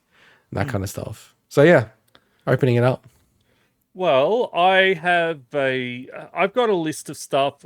A lot of it is just stuff that is very likely and has come out from reports and things, but it's stuff I expect to happen. So I've got the first thing on my list is, I do expect the Elden Ring DLC to drop probably in March. That's my March. expectation. What is it? Shadow of the Erd Tree? Shadow of the Erd Wow, I Tree. can't believe I remember that. And that's based on a lot of reports around partners that have been hinting at a March release date. Okay. So I think it feels like good timing for it because there's a lot of heavy hitters in February in game releases. I think March is a bit quieter than Feb. So I think that's good timing for them. But I mean, they're going to carve out. They're going to sell so many copies of that DLC that it doesn't almost matter when they release it. But it is a nice, good timing for them if they put it out in March. So teach me. So I actually went back to our episode where we ranked our top 10 favorite games of all time. And it was crazy how like Dark Souls was all in our top 3. All 3 of us had Dark Souls in top 3. None of it, I don't think any of us had number 1. No, none of us did. You had it, I think, number 2. I had it 3. And Mike had it 3. Or maybe it's the other way around. Maybe you had it 2 and he had it 3. But it was like all top 3. All right. I don't know how the DLCs work for From. So, because I've played these games when the DLCs are already baked in and all this other kind of stuff. So teach me, Master. I'm your mere Padawan. What are you wanting to know? Well, so should I go back to? I was actually thinking of starting a new game of Elden Ring, but I've heard that's probably not a good idea. So, I mean, it's probably fine either way, but the way that they've implemented DLCs for Dark Souls 1, 2, 3, and Bloodborne have been essentially part of they're not standalone things you access. Yeah, they're it's like things part of that the you world access. and universe. It is, and what's often happened is because these games have New Game Plus, is that people will often beat the game, go into New Game Plus because it's sometimes automatic. It wasn't automatic for Dark Souls 3, but like Dark Souls 1, it's automatic, sends you there. And then they leave the game and then they release the DLC and they're suddenly like, well, I want to use the same character, but that means I have to play through the DLC on New Game Plus, or something like that. So Okay. the reason why I never actually went into New Game Plus with Elden Ring was that I said, I'm going to leave this character in the standard new game so that when they release the DLC, if it works the same way that it did other ones, I'll be able to use the same character and it's not on New Game Plus difficulty. It's just on New Game. So How you do I know could, if it's New Game Plus? well, did you ever actually I don't enter remember. into a second quest? Well, Don't remember. maybe whenever you get a chance, check your old save. But I can't I go to the think old save before I went to New Game Plus. I think that I'm fairly certain once you head to New Game Plus, you're in there for good. I Oh, think in really? Elden Ring. Really? I mean, Okay. I never did it, so I'm not. I think Mike may have, so Yeah. maybe check with him.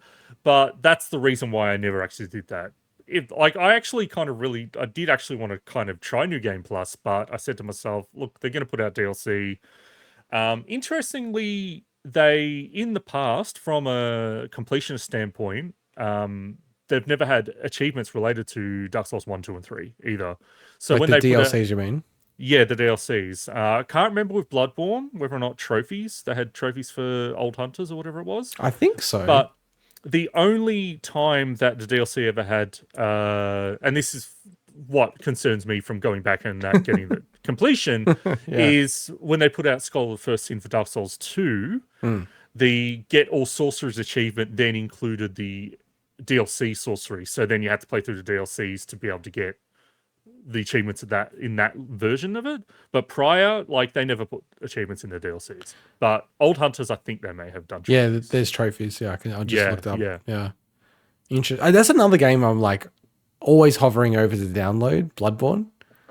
But it just feels like, because I was even watching footage of it, and the 30 frames per second thing is just like, it's like a killer, man. Like, and the fact that it's, what is it? Like let's be real, like 2 months worth of work for a team of like 3 people to make it 60 frames per second perfectly is such a bullshit thing.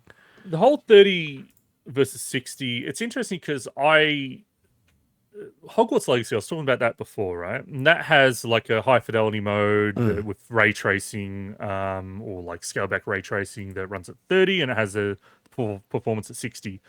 To get the 100% completion, that you have to play through like the first, like, I don't know, like the first 3-4 hours. I heard that. Yeah. People were getting annoyed with that. Yeah. You have to play through it a few times. And so on those subsequent playthroughs, I actually chucked it on the frame, the Fidelity mode. ray tracing fidelity mode, and played through them at 30. And I mean, you adjust, right? Yeah, you for adjust sure. to it eventually. But when it comes to Bloodborne, it's just like you're saying, it just feels like that could be an announcement at any time that they make. I know. That's, and it's like, I'll be like, God damn, if I just waited another 6 months, and then it's another 6 months later. God damn it, if I just waited another 6 months. I know that game's particularly annoying because I think almost out of any game, it benefits more being 60 frames than 30 frames. Like, try to come up with another game isn't in that situation. I can't.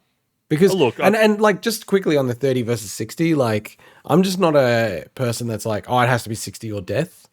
Like 30, like there's more nuance to it.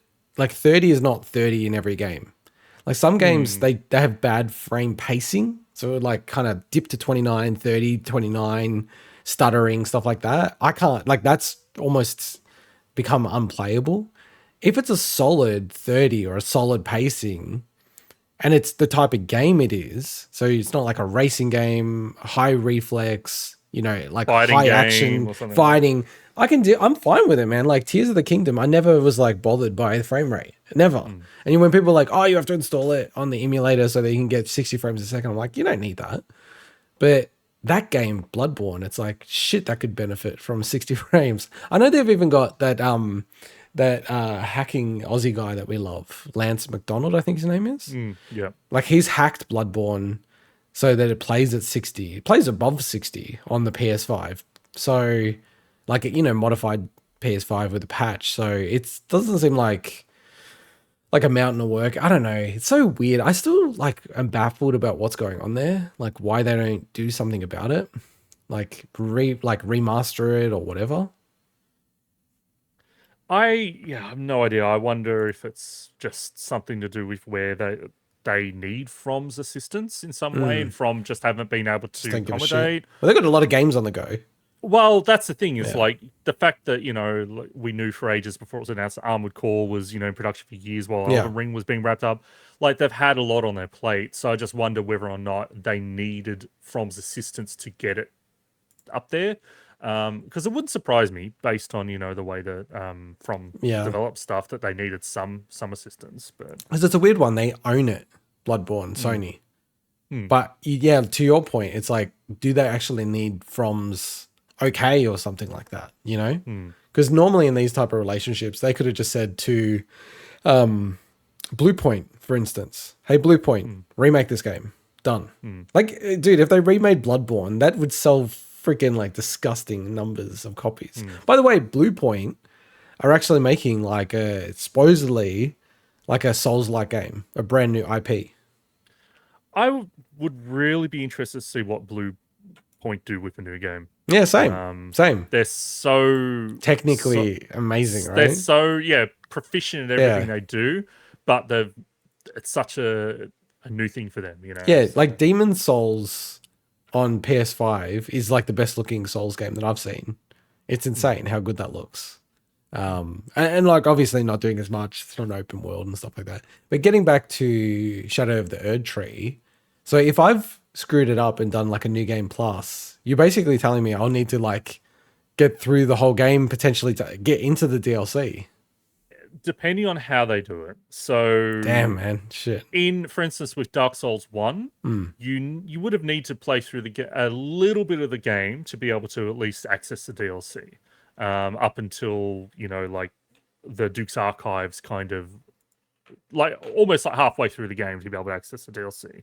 With Elden Ring, because it's open world, who knows? Like we know that with Elden Ring, you can travel pretty far in that game right from the get-go. Yeah. With very little barriers. That's true. I think the problem is if you're on New Game Plus, and if it's taking New Game Plus difficulty... it's harder, so the DLC's harder. That's the thing. So the bosses in these DLCs are always way harder than the main game, which kind of makes sense, right? But then if you're at the beginning of New Game Plus and you're taking on the DLC at New Game Plus difficulty, is it kind of expecting you to almost be at the end of New Game Plus to be able to take that stuff on? We'll see. They could approach it differently because it is open world. They could even do something very unprecedented and kind of do what they did for Phantom Liberty for Cyberpunk, which is, hey, you can start a new game, but it will put you at the level that we expect you to begin the DLC or begin the expansion, almost like a fast track to be able to just play that content. Because it is a very different design game than Dark Souls and Bloodborne. Yeah, it's interesting. possible. Yeah, it's possible. I actually have forgotten which version I played, because when it came out on PS5 and PS4, Elden Ring, the one game installs for either version. And people found that you can't get a solid 60 in PS5, even when you set it at that setting, performance. Whereas the PS4 version runs at a solid 60 or thereabouts.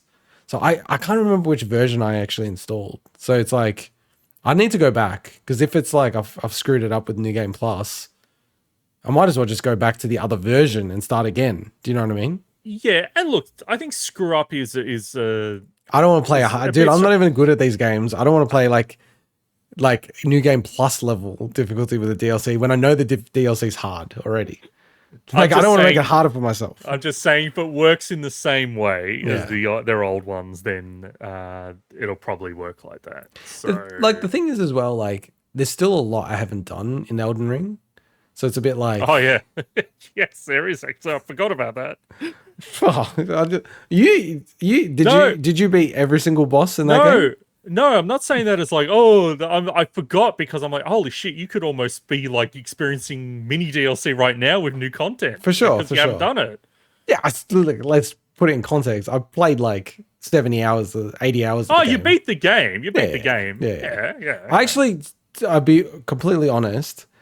It kind of like, I don't really understand from games, because I don't like spoiling things for myself, but then it feels like you almost need to I think it's intentional from, but it's almost like they want you to like understand from the internet and from communities that follow these games, the nuances of the game.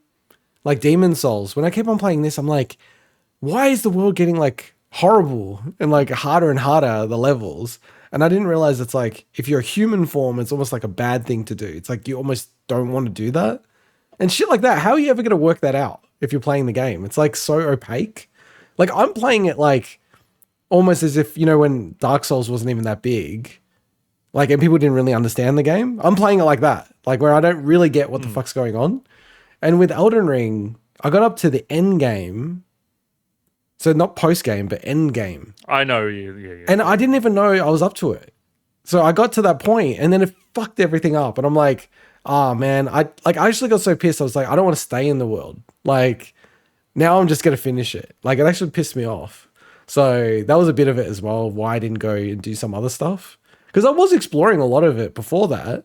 But then when I got to the end, like I didn't know where I was going. I was just doing the things, just doing shit, and then it's like boom, end game. I'm like, what? Like, and then I googled it, and they're like, oh yeah, you're like stuck now in this kind of like realm. Well, you know what I mean. I'm trying not to spoil it, but World state, world yes. state, yeah. And I was like, oh fuck off. Like that actually it actually seriously pissed me off. So I'm like, fuck this game. I'm gonna beat it. I think I beat the game before you guys because it's just like I got like annoyed with it. Yeah, of course you beat it. I didn't even start playing it for like 2 weeks. I think Yeah. we talked a lot about Elden Ring. Oh, we could do it's on demand. It's on demand. I still It's don't on think of the demand. P. The P is gonna be something.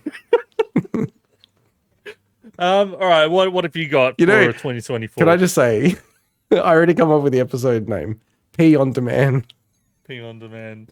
I don't know. I kind of like Death by Candy Cab, but that's Death by Candy Cab. That's true. Candy Cab funeral.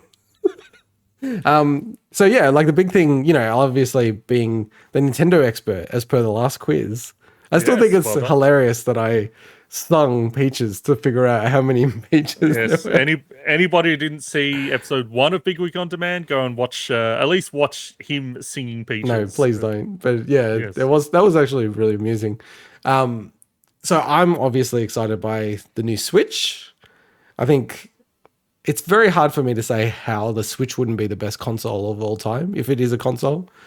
By the way, I think it must be an Australian thing, dude. That console to me is like home, and like handhelds are handhelds. They're not consoles. Like I feel like you and I have almost like a handheld's not a console, but everyone disagrees with this. By the way, like Yeah, I can see both sides because I think that distinction made a lot more sense like 10 years ago, 15 years ago. And then suddenly something like the Switch kind of blurred the lines, yeah, and Steam Deck. I think at this point everyone's like, well, these handhelds can play console level games. So essentially, yeah, I think it just blurred the terminology for everyone. But I think it's fair to say either way, honestly, because it's just terminology that I think can be applied in different situations. But you know how some of these things are like a little bit because we're in Australia and there's like maybe the couple of magazines would always say it a certain way. So we interpret it a certain way and it's very idiosyncratic compared to everyone else. Yeah, possibly. I mean, when I'm talking about all video game stuff, I tend to think of the term platform as kind of a more universal term. Platform is Super Nintendo, platforms Game Boy. Super Nintendo is a console, Game Boy's a handheld. Yeah, That's yeah. the way that I kind of historically have thought of it. But yeah, I don't want to start a flame war of It's not a flame war, but it's Game just Boy Advance is a console. no, because I after the whole thing, I actually Googled like is a handheld a console or whatever, right?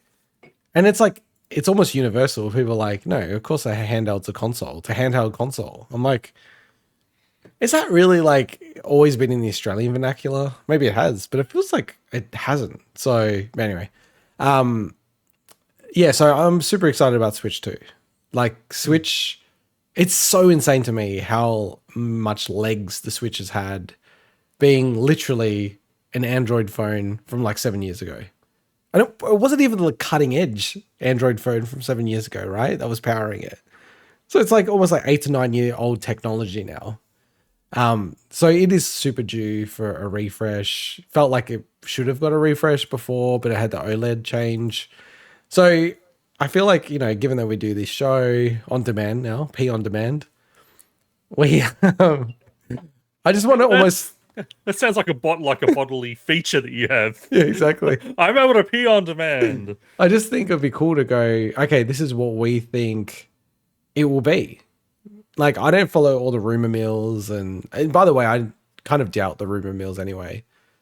There are a lot of credible reports over the last, say, 18 months that point to certain things, specifically coming out of like GDC and kind of things that are very credible. Then there's a lot of people that are obviously just like rumor mill, as you said. Yeah. I think at this point, the reports all suggest that it will be an LCD screen for the Switch as opposed to an OLED. Coming off like even analysts that are in the industry of displays and stuff like that, saying basically looking at this stuff.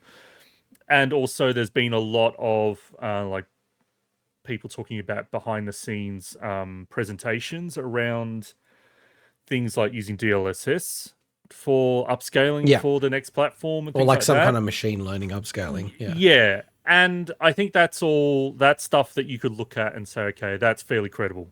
I think anything outside of that, in terms of like actual, the power of this thing, like any titles and stuff like that, I think all that stuff is rumor mill from what Yeah. I've seen. But because we don't do the weekly news show anymore, I haven't kept on top Yeah. of it all. But one thing I'm interested in though is just really what are they going to call this thing? Well, And can I pause you for a second? Because I also just mm, want to talk about the history of Nintendo consoles. okay. And I'll include in my updated vernacular and terminology, home console and then handheld consoles. I'll skip the pure handheld consoles, but I'll bring in the Switch in as the hybrid console. That's almost like its new home console.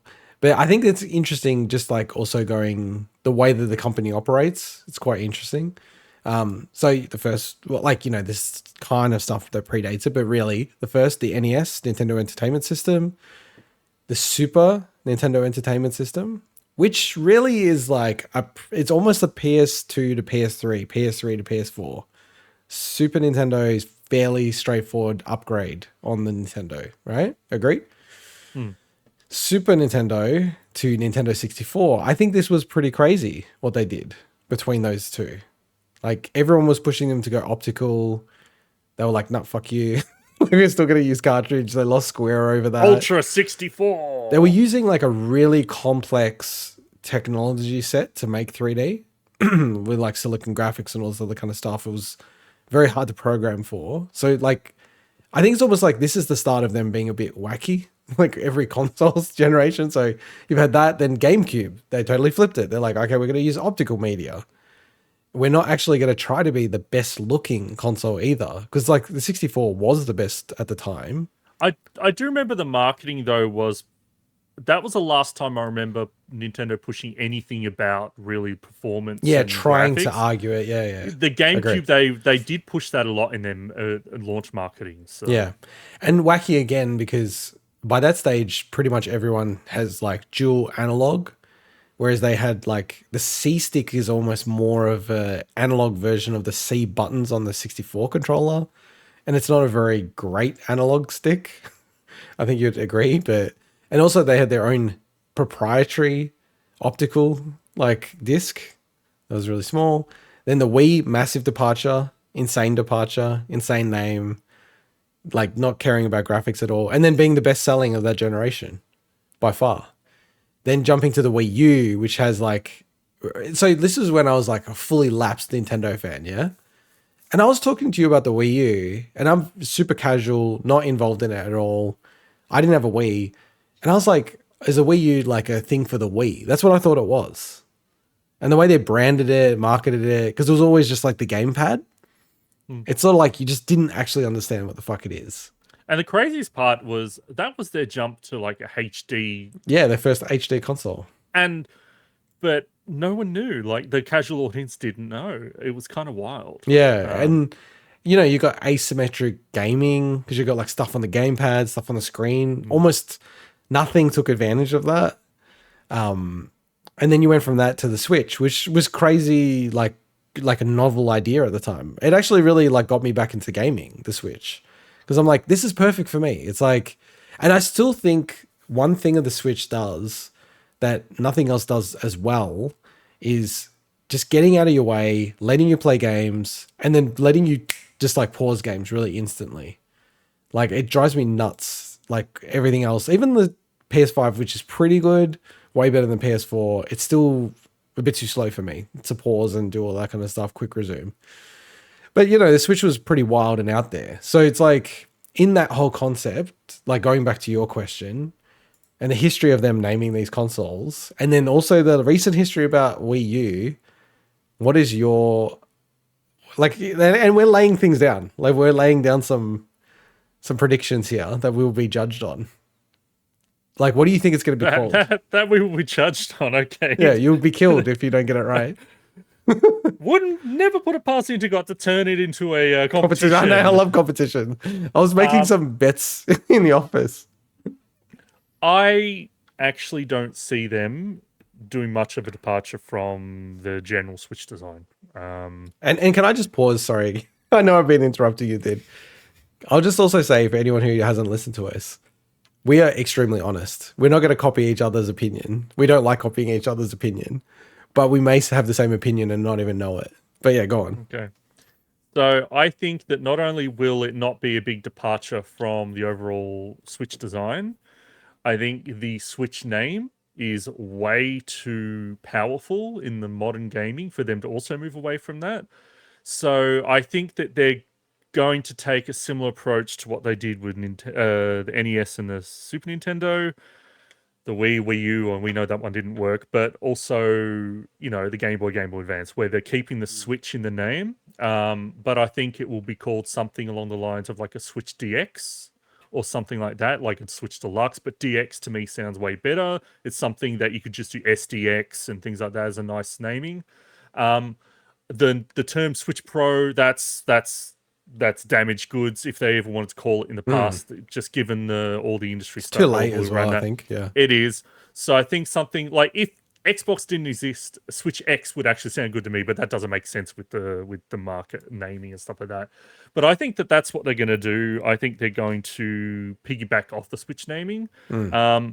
I know they did when it comes to the 3DS and that they did the new Nintendo 3DS. I don't think the new Switch or the new Nintendo Switch really works. yeah. So that's why I think they're going to do something like Switch something, and I think. Well, Switch say DX. it. What do you think it is? No, you have to. I think I Switch think DX. So you're saying Switch DX. I don't know if that's what it is, but I think that's. Well, I what know I you would don't name know it. what it is. But That's what I would name it, the Yeah. Switch DX. So, All right. because then you're able to also say Smash Ultimate DX. You're able to do that kind of stuff as well, and it's a nice. It makes a Ooh, I lot like of sense. that. It I makes like a that. lot of sense to be able to get a good launch lineup to piggyback off that stuff. But wait, because a lot of those are already DX, because DX is deluxe. Exactly. So I'm not sure if that really works though. No, I think that they'll be able to get away with it. I think they'll be able to get away with it. I see. Like, I actually think your reasoning is pretty solid. I kind of like if you're gonna go in that train of thought, maybe even if it was Switch X, may actually make a lot of sense. I don't think they give a shit about Microsoft, to be honest. I just think that it's like there might be an actual situation where the term X may actually True. Well, with cause gaming, issues. with gaming, Cause issues. yeah, Exactly. That's why that's what I'm saying. Like that's probably true. Microsoft might actually block them actually being able to use that. That's fair. Look, I think I love your reasoning. I love like how you're walking through it. I actually agree with most of what you're saying. I think just to add something else, I was about to say new, but he's been there for a while now. He's been like for 5 years, I guess, or 6 years. Shintaro Furukawa, the CEO. I think he's like someone, when people analyze this company, they almost don't really consider him that much, but it's so obvious how much he's pushing the company in a certain direction. When he joined, and they've, translated his opening speeches and just investor speeches and stuff like that. And I like to read through that stuff because I'm a nerd and I just find it interesting. He actually talks all the time about, very much the classic Disney model. So not Disney Plus, but the classic Disney model, which, actually Walt Disney put together. But it's essentially, creating strong IP, then having lots of stuff around it that all reinforces each other. So theme parks, movies, films, TV shows, books, audio, musicals, like everything. And then it sort of all feeds itself, and mostly around the theme park, actually, surprisingly. And creating almost just this huge spin wheel where it's just like everything's feeding itself. People get in on the book, then they get into the movies, and then they go to the theme parks, and they're just a Disney person for life. He's like a big proponent of this idea. And you can see the big change. Like, Nintendo made like one movie in about 100 years. And now it feels like they're going to have like 100 movies coming out in 10 years. Like, and he's, very much big on merchandise. I feel like their merchandise has gone crazy recently. Like, there's just so much more merchandise. Like, with kids that I have, like, there's so much Nintendo stuff you can get. And I think ultimately it's just about simplification on a lot of this stuff. Like Nintendo likes to be really complex, and it's sort of also playing into how I think they'll go in the next console. I just think like the business guys in charge now, not the creatives. And I think they've almost had the creatives in charge more in the history of Nintendo, strangely. I think he's literally just going to be like, keep it simple. And they're going to call this thing Switch 2. And I think actually they would even call it Switch if they could. But I think they'll literally just call it Switch 2. And maybe they'll just try to mix it up by having like the Roman 2 or something like that. Because I could also like, I'm not a designer, but if you have like the 2 as like Roman numerals as well, it's like the Joy-Con splitting, and you can do so much design stuff with it. I just think like they'll try to keep it simple so that when mum goes into the store and her kid's like, no, we have to buy the Switch 2 because it's a Switch 2 game that I want.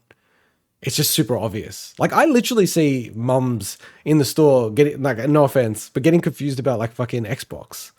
Like I've literally had the conversation, heard the conversation. Who wouldn't? Yeah, and I actually intervened and had to explain. I'm like, Xbox is this thing, you can do it on both, but you prefer the Series X. If you're gonna buy something now, just get the Series X or get the Series S, because all the next gen games play on it normally, with small caveats that you don't need to know about. I just think, yeah, like especially with the Wii U experience, they've got enough like muscle memory as well to go, we don't ever want to have a situation like that again. And I just don't think they're gonna go too cute with it, actually. I think I was actually really thinking that idea through as well. Because it does make a lot of sense. Obviously, PlayStation does it, right? And it's very simple, and they've never changed PlayStation consumers. Yeah. And I think just what stopped me from actually really going further than that was it just seems too unlike Nintendo to do that, because they've never done it. And it was more like I was just thinking the PlayStation 1 to PlayStation 2, because obviously the first PlayStation was called the PlayStation, right? Yeah. And I'm thinking Sony's obviously a very different company than Nintendo, but when we're talking about the big 3 companies, they're the other Japanese company. Yeah, and especially at the time, they were way more focused on the Japanese market than they're a lot more focused internationally now.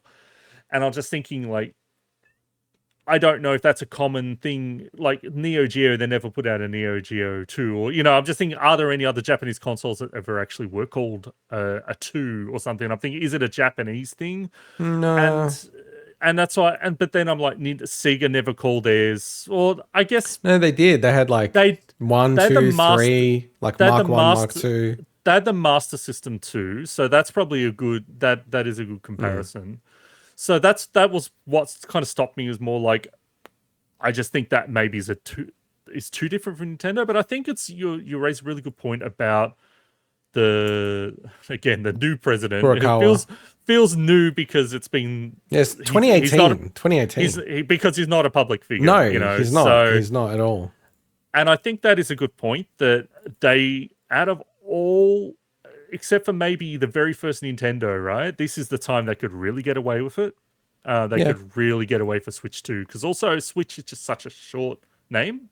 Switch 2, I think that is a good point. And people are already calling it Switch 2. Yeah, that's nice on the side as well. The fact that it's almost like in the industry as well, I think that's a good chance. So like, because I love Nintendo. I love, like, if I could just like analyze them as a company, I would love that job. That would be like a sick job. I just think with Furukawa in charge, because how like these things get developed, it takes like 2, 3, 4 years get launched. It takes a long time for like a new CEO to change the mentality of a company and like what they do. I just look at Nintendo and I go, like, what's the crazy thing that Nintendo's, like, I'm kind of asking you a bit, like, what's the craziest, most innovative, weird thing that Nintendo's done in the last 5 years? Last 5 years, probably Labo. That's probably that was before. Oh, that was before 5. Yeah. Okay. So this is where I'm coming from. It's like, I've been racking my brain thinking, like, what have they done that's like out there? Like, because Nintendo, if you go every 5 years before then, I could go, fuck, there's heaps of things I could point to. Like, they had a whole presentation about Wii Music. Oh, we're going to do this. And There's so many weird shit that they did. Yeah, I can't think of anything in the last 5 years that kind of is on that level of Nintendo weird. Yeah. I mean, you could look at a lot of their decisions, and I guess doing things in a Nintendo way, but that's not on the level of, hey, here's a weird new product. There's probably something I'm forgetting about, but it is. I think Labo's the last thing I think of, and that was probably what, 6 years ago. Then was it? Yeah, it was 2018. So it's yeah, just over 5 years. Ring Fit was 2019. So that was, but that's not super weird though. But that's the thing. Yeah, like I don't. It's probably the weirdest thing that I can think of. Yeah. But my point is, like, I think this Furukawa guy is like pushing Nintendo in a direction of less weird, honestly, overall. And that's not to say there's detrimental things with the games or anything like that. I think the game quality has just been as high as it has ever been. But I just look at it and I think his hand on the till is sort of directing them to just be a little bit less crazy and less likely to go, oh, why don't we make an asymmetrical game console where it's like you have a gamepad that has a screen on it and it's sort of like, Star Fox Zero. I just can't see a Star Fox Zero coming out when this guy's in charge. I think you can certainly. The thing with Nintendo is, right, obviously they've got a massive war chest, right? So they can do stuff, and if it doesn't work out, they'll survive. all good. They'll survive. But I think that they're in a position now, especially with that approach you're saying, where they're in such a strong position that they could still play it safe and then try to innovate with the products on top of that. So your Labo style kind of weird stuff that supports the platform that is fairly safe extension of what they've been doing, and that way they don't run the risk of suddenly, as you said, oh, we've done this weird thing where you strap it to your head like VR and stuff. They could do that as an accessory, and if it doesn't work out, then they haven't bet the house on it. And that's almost my point. I really feel like if Furukawa wasn't running the company, and like just say Miyamoto was running the company, right? Or if Iwata was still around, I think that they literally would have just, like I've said it before, but I think they would have come up with like the VR idea, because it's so Nintendo to go, oh, we've got like the one screen, then we've got two screens, dual screen, DS. And then if they iterate, they're like, what can we play around with that? Let's make it 3D. So it's like, they're kind of insane with that stuff. So I could imagine them going, oh, you can dock it, you can play it portable, or then you can play it in VR and it's all the one thing. And I'm like, that's so Nintendo to come up with an idea like that, but not under this guy. That's where I'm coming from. Like he's pushed them in a direction, which I don't mind because they turn out a lot of cool stuff. It's just not as crazy as it used to be. And like, it sounds boring, but I genuinely think it will be Switch 2. It's a hybrid console. It's like around the same dimensions as like the OLED model. So it's not like thick bezels or anything like that. Same kind of screen size. The reports are, I'll just say, sorry, because you talk about screen size. The current reports are possibly an 8-inch LCD. But see, even that, I reckon the way he would do it is make one model. Don't fuck around with it. Don't make it like complex, right? So parents aren't going, oh, should I get this or that? Make one model, and then within a year or two, make like a pro version of it with like OLED and all this other kind of shit, right? Which idiots like me would just buy again, even though I just bought the fucking like standard one, right? And I think like it'll be this extreme where they'll have new, slightly improved Joy-Cons, but I think they will have compatibility with the old Joy-Cons.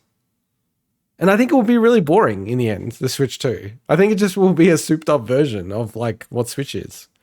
I think that's what the market wants. Like, as a complete, like, I have no basis for that. I just have a hunch that that's actually what people want. They just want a fancier Switch that's going to play some cooler looking games that are possibly going to get portable ports of games that were coming out in the last couple of years that the Switch could never run. Suddenly you're going to be able to play, I don't know, Death Stranding on the Switch or something, right? They've just putting out the bloody iOS 15 or the iPhone 15 version of Death Stranding or something. But that's an example of the kind of games that it could possibly run that the Switch could never run, And I think that but ultimately people just want the next Animal Crossing, they want the next Pokemon, and maybe they'll get a Pokemon game that doesn't run and look like absolute shit, but it's I'm not holding out hope for that one. No, But I'm not either. Yeah, so I think it will be boring. I think it will, you know, I don't even really genuinely think there'll be anything significantly interesting about it. I think they're going to have to do a 1080p, like 1080 screen on the handheld. Although I don't even think you should do that. Like if it was still my preference, I'd still say 720 is fine. Like, cause I look at it and go, I'd rather 720 and then it definitely will hit 60 for a lot of games than 1080. And I'm like, I can't really tell the difference, but I just don't think it's sellable if it's not 1080. I don't know how you feel about that. all I know is, man, if they're going to be able to make so much money off like Breath of the Wild DX, it's not like they're going to I'm be getting able that to. day one, They're motherfucker. going to be able to fucking resell these games and say, hey, this is running at like higher resolution, maybe 60, I don't know, but hey, here's Hyrule Warriors that's actually not running at like a struggling frame rate, Yeah. they're Yeah. going to be Yeah. able to make so much money off that. It's kind of insane, and people will just lap it up. And Yeah. I mean, if that's what they want, that's what they want. It's Yeah, and I think the biggest change will be the machine learning image scaling. Because it's also like Nintendo's quite clever with that stuff and integrating it really, really well. So I I feel think like it will be the best version of that, I think, I, actually. I think it wasn't Xenoblade Chronicles 3 actually had a really good implementation of the way it did upscaling. I think I Yeah, know and that's all that's software. That's all software. yeah, Like, yeah. I just think Nintendo's the kind of company, they get like the hardware, software, a bit like Apple, like the whole ecosystem is so controlled that they can really like not bother about every configuration. It's like, this is what it is. And then the reality is, I think people are going to start targeting the Switch 2 as like, that's what we're going to hit as a platform. I Like, just I just goddamn hope that they make the software, at least digital software, backwards compatible, man. Like, well, because yeah. So so this is the predictions, right? Like, so you said it's going to be called Switch DX. I say Switch 2. We're both saying it's basically the same form factor. Do you think the Joy-Cons are all going to be compatible, backwards compatible? I don't think they will, because I think they'll be able to get so much more money out of people Like me. buying extra Joy Cons and stuff. Okay, I'll say it like this. I think there's a real possibility you can't slot your old Joy-Cons on, but you will be able to connect your old Joy-Cons, like wirelessly. I think part of that as well is they may actually add analog to the triggers as well, which obviously would mean That'd be that good if they do, man. yeah. So Well, do you think it's going to have Joy-Cons or is it going to be all like Steam Deck where you can't dislodge the controller? I think it will have Joy Cons, because I've seen firsthand how, like, games like Mario Kart, where people come around and suddenly, It's useful. hey, Yeah. we need an extra controller. Yeah. The Joy Cons, there's two extra controllers. Yeah. I think that they don't. I think that's used enough by people. I just fucking, and this goes for all the companies. I've had issues with all three of the companies. The industry needs to fucking figure this drift shit out. They really need to. Can I say, like, what the fuck is going on? Because I've got older controllers from like the PS3 era and before that are fine. Like they've got no drift issues. Like I don't believe they're telling the truth when they say they had just as many drift issues in the past as we have now. It's like, that's not true. Like they obviously got inferior parts now. It's got to be. I've had probably about 12 360 controllers throughout my time. Yeah. Never ever have any of those drifted. Yeah, Now I yeah. know that drift occurs in that generation and stuff, but I've had the Switch, the PS5, and the Xbox fucking shit drift on me. And it's like, how is this not an industry fucking priority to fix this shit? That is the interface to the fucking games that you're selling on these consoles.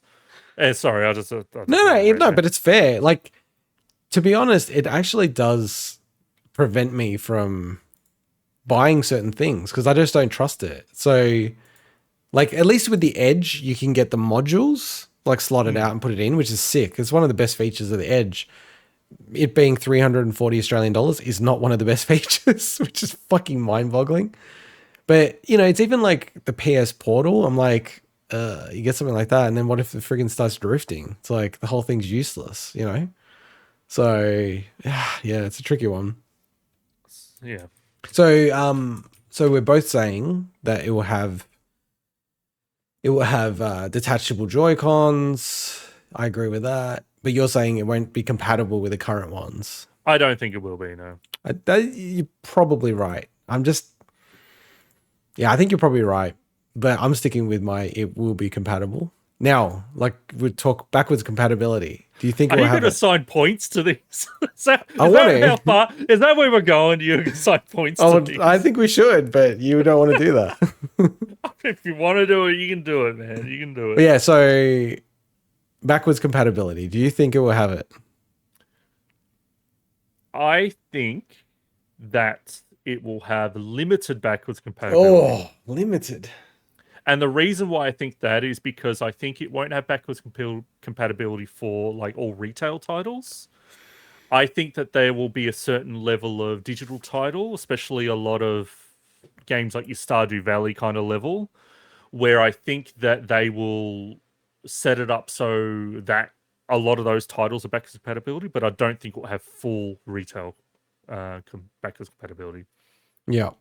It's a really interesting one. So I think what people don't understand is that the PlayStation, starting from like PlayStation 4 and the Xbox One, they're basically on an x86 architecture. So a certain like chipset. And then the new generation is still on that. It's like more like a PC architecture.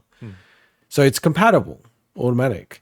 I think when people just assume, well, of course it's going to be like backwards compatible. It's like, well, you'd only be able to do that because they've got like a special NVIDIA chip with like a CPU and all this other stuff, and it's ARM, and they have specific instruction sets, and it's not like from generation to generation they're backwards compatible. It's not how it works. So I don't understand. It feels like if it's going to be compatible, they'd almost have to have two systems on a chip for it to work, which they did that with the DS and with the 3DS. They basically had a Game Boy Advance and a DS on the DS chip. It's like, do I think that they're going to do that here? I mean, Nintendo's a pretty tight company. They've proven that they're proven in the past that they will easily make it, not easily, but they will make it so that you have to repurchase games on a future console. Yeah. And you mentioning, like that was the PS4, Xbox One was almost the first generation where it was almost a guaranteed backwards compatibility. That's still so new, and we know Nintendo goes in a different direction. But I think just given the vast size of the Switch digital library, like the eShop, so much bigger than the Wii U and so much bigger than the Wii, that I think that their hands are almost tied. That where like people have invested so much more into their Switch. Oh, dude, I've got libraries. so many games. Like, it's insane. And to ask people to repurchase... Start again, yeah. To repurchase a lot of those smaller digital titles especially, that's why I'm thinking that they might do something where that is like the trade-off, but they don't have like, your Breath of the Wild or your Mario Odyssey or something like that being able to be backwards compatible. I hope I'm wrong. I hope it all works. Okay, so you're saying partial backwards compatibility. Yeah. So if we go through Nintendo again, NES to SNES broken, backwards compatibility. Super Nintendo to 64 broken, 64 to GameCube broken. But from then on, GameCube to Wii, you could play backwards compatibility. At the beginning, yeah, they eventually... For the majority. I don't think... That was late in the life that they got rid of the GameCube part of it. Wii to Wii U, you could. Yep. And then obviously the Switch is completely different from the Wii U. So you can understand why that didn't carry over. I think given that I think it's going to be a handheld console, hybrid console. It's going to have a cartridge slot. I don't see them getting rid of like the actual cartridges just yet. It's going to use UMDs. That'd be awesome. I think that they will have backwards compatibility, partly just as well. Like the branding in my mind will be like the boxes are going to be black, right? So they're not going to be red boxes for Switch 2. It's going to be like black boxes for Switch 2. And what about digital? I think we'll carry over. Okay, because that didn't carry over from when you were saying Wii to Wii U and all that. That was all the physical stuff. The digital didn't. Yeah, part of that as well. They didn't have like a mechanism to effectively take it from one generation to the other with profiles. But they've already said 3 or 4 years ago, Nintendo profile is going to be your Nintendo profile on future consoles.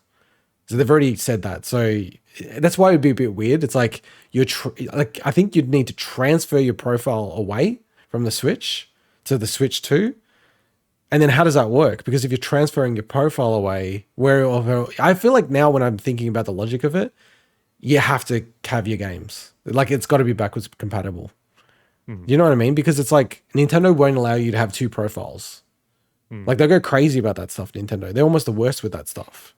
Like, so I just think that it's almost like just so much easier for them to go, we're going to include the old system of a chip on the new hardware and just have it there. Like they did with the DS, they did that with 3DS. So yeah. I really hope you're right. And they could also approach it like they did with the Wii, whereas eventually if they find in a future revision that it's going to cut costs and it's not going to be too much of a burden to eventually remove the physical like cartridge or like to make it different or something, then they could phase that backwards compatibility out in a future revision. And by then people would have gotten over it, you know. So. Now, what I will say about backwards compatibility, is Nintendo will not allow people. Now, this is an interesting one. Let's talk about this for a second. I think Nintendo's first party, they will not release any patches to make the games run faster on the Switch 2. So a good example, Link's Awakening, the remake. That has massive frame rate issues. It's friggin' annoying, right? And the Switch 2 would have super like headroom to be able to play it at 60 frames a second. I don't think they'll patch any of their games. I think if their games are will benefit from the faster speed naturally of how it's coded, they'll let that happen. But I think that they won't go back and patch games from 30 to 60. I think that they'll resell them. And I think they'll be like, US pricing $50, right? And all they've done is just basically gone, well, we've just up-res this and it runs at a solid 60, like you're saying. Let's get into launch lineups quickly. I know you're getting already bored, but no, I'm not getting bored. I'm just like, at some point, I'm looking at you had a challenge for me, and I'm like, well, where have you got to go? No, I'm just wondering how long this podcast is going to be. Jesus Christ, bro! It's on demand. We can do pee on demand. We pee on demand. I haven't thought too far into it. I did have in my list that I think Prime 4 will be cross-gen. Oh, so we want to talk launch lineups. Okay, cool. Yeah, go. Well, I don't know if it'll be launch, but I think it'll be cross-gen, which I think implies it probably is launch. But the fact that we haven't seen anything yet kind of makes me, that's a bit of a rough timing. I think a Smash Ultimate DX is a good one for them to upsell people and get people straight on there. I haven't thought too much beyond that. It's not going to happen, but I would love them to do a new Pilot Wings. That's like, oh, that'd be cool. Yeah, they've launched 2 consoles with the Pilot Wings. It could happen. I was just actually thinking Pilot Wings, so 64 was the first, yeah. Oh no, sorry, what am I talking about? Super Nintendo. Yeah. Sorry, yeah. Yeah, but they did the Wii U Sports Resort Pilot Wings, which was pretty cool. Thing. I didn't mind that. Yeah. Because what was it? Mario 64, Pilot Wings 64, and what was the other game that the 64 launched with? I can't remember off the top of my head. Wave Race. Yeah, I thought it was Wave Race as well. I'm just looking. Also, I know that the the Japan launch up might have been a bit different. Oh, it was as totally well. different. Yeah, totally So different. I'm just going off like what the launch was for us and stuff. Yeah. Yeah, I think that they will launch. Cause Nintendo's a bit funny, aren't they? I think that it's more wishful thinking, honestly. Like, I hope that they launch with a Mario game. I mean, it's been forever since Odyssey. That's 2017. When was the last time they launched with a Mario game? Was it 64? 64, they launched with the NES, right? Didn't they have like Mario Brothers, like the original Mario Brothers on that? And yeah, Super Nintendo as well. Oh yeah, no, I was thinking the last time. The last time. Yeah. Not the GameCube, not the Wii, and the Wii U definitely not. I don't know about the handhelds, but I just like I would love them to put out new Mario for launch. It's like they're in, you know how it is. They're totally in development. But yeah, it's just weird that it's like been so long. It's been longer now between Zeldas. It's everybody 1-2 Switch 2. There you go. Yeah. 1-2 Switch 2. Oh yeah, you just said that. I don't know why I said the exact same thing to you. Well, I said everybody, which was the sequel, I guess. Yeah, the sequel that like nobody ever talks about. I know, it's so weird. I can't believe they didn't just write that game off. You know, because they seem to hate that game, but they just still released it anyway. Strange. Yeah. So I think it will launch with Mario, the next Mario game, which I still am adamant that's going to be like a Donkey Kong and Mario game. Like you play as Donkey Kong and Mario in it. I think they'll do what you said, which is like they'll go back to one of their games and do like a blah blah DX type of version of it. Did they launch? Was Mario Kart DX a launch title? No, for Switch. It came out in the first year. Okay. Now I don't think Mario Kart 9 will come out with the console. No, I don't think so either. I think because Mario is a huge heavy hitter. I just think they'll do a Mario heavy hitter. And then they'll do... What game would benefit? But it's not like... It's kind of like a game that would be different to a Mario game, but would also... Like, best-selling Nintendo Switch games. I'm just kind of thinking... I don't think they'll burn, like, a Breath of the Wild HD. Breath of the Wild 4K, let's say. I don't think they'll burn that on launch with Mario. Do you know what I mean? I think they'll look at something and go, let's release this. We know a lot of people will buy it, but it's not like something we need to save to be like a big deal. I'm not sure. Could they do something crazy like Legends Arceus HD?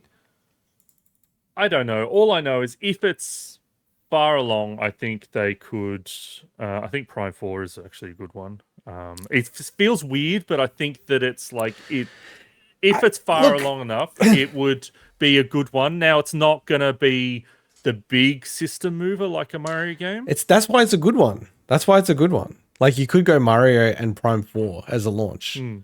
Because Prime 4 is never going to sell like 20 million, 30 million copies. No. But it would benefit from a launch. Okay, that's a good one. Now, okay, I'll go with you on it. Like, you know that got rebooted 5 years ago today? Today, yeah. Wow. Rebooted, not like announced. So I think yes, Prime 4, I will say it's only on Switch 2. Okay. I will say that they just cannot get it working to a sufficient level on the Switch. So yeah, I reckon Prime 4, that, and then like some family crap like 1-2 Switch. Do you know what would be good? Nintendo Land, if they did Nintendo Land on it. Yeah, I think you could get away with some... I know they just put one out, but like some level of like a WarioWare style game. Something that's kind of like, hey, here's the fun thing that is your break in between these big games. But no, it's going to be exciting. It wouldn't surprise me if there's a third-party heavy hitter on there, whether or not it's a port or something. I don't know. I'm trying to think of something off the top of my head, but you could say, hey, here's a... Do you know what it would be? FIFA and Call of Duty. Sorry, not FIFA. EA Sports FC or whatever it's fucking called. EA FC and Call of Duty, but like the proper versions, not the bullshit versions that they're getting on the Switch. They could launch with that as well. Maybe. I think it depends with that one. They always have like a part time of the year that they release that stuff. And if it lines up well, that might work out. Because if the Switch is like because when does Call of Duty usually comes out like in October, November kind of time, doesn't it? Yeah.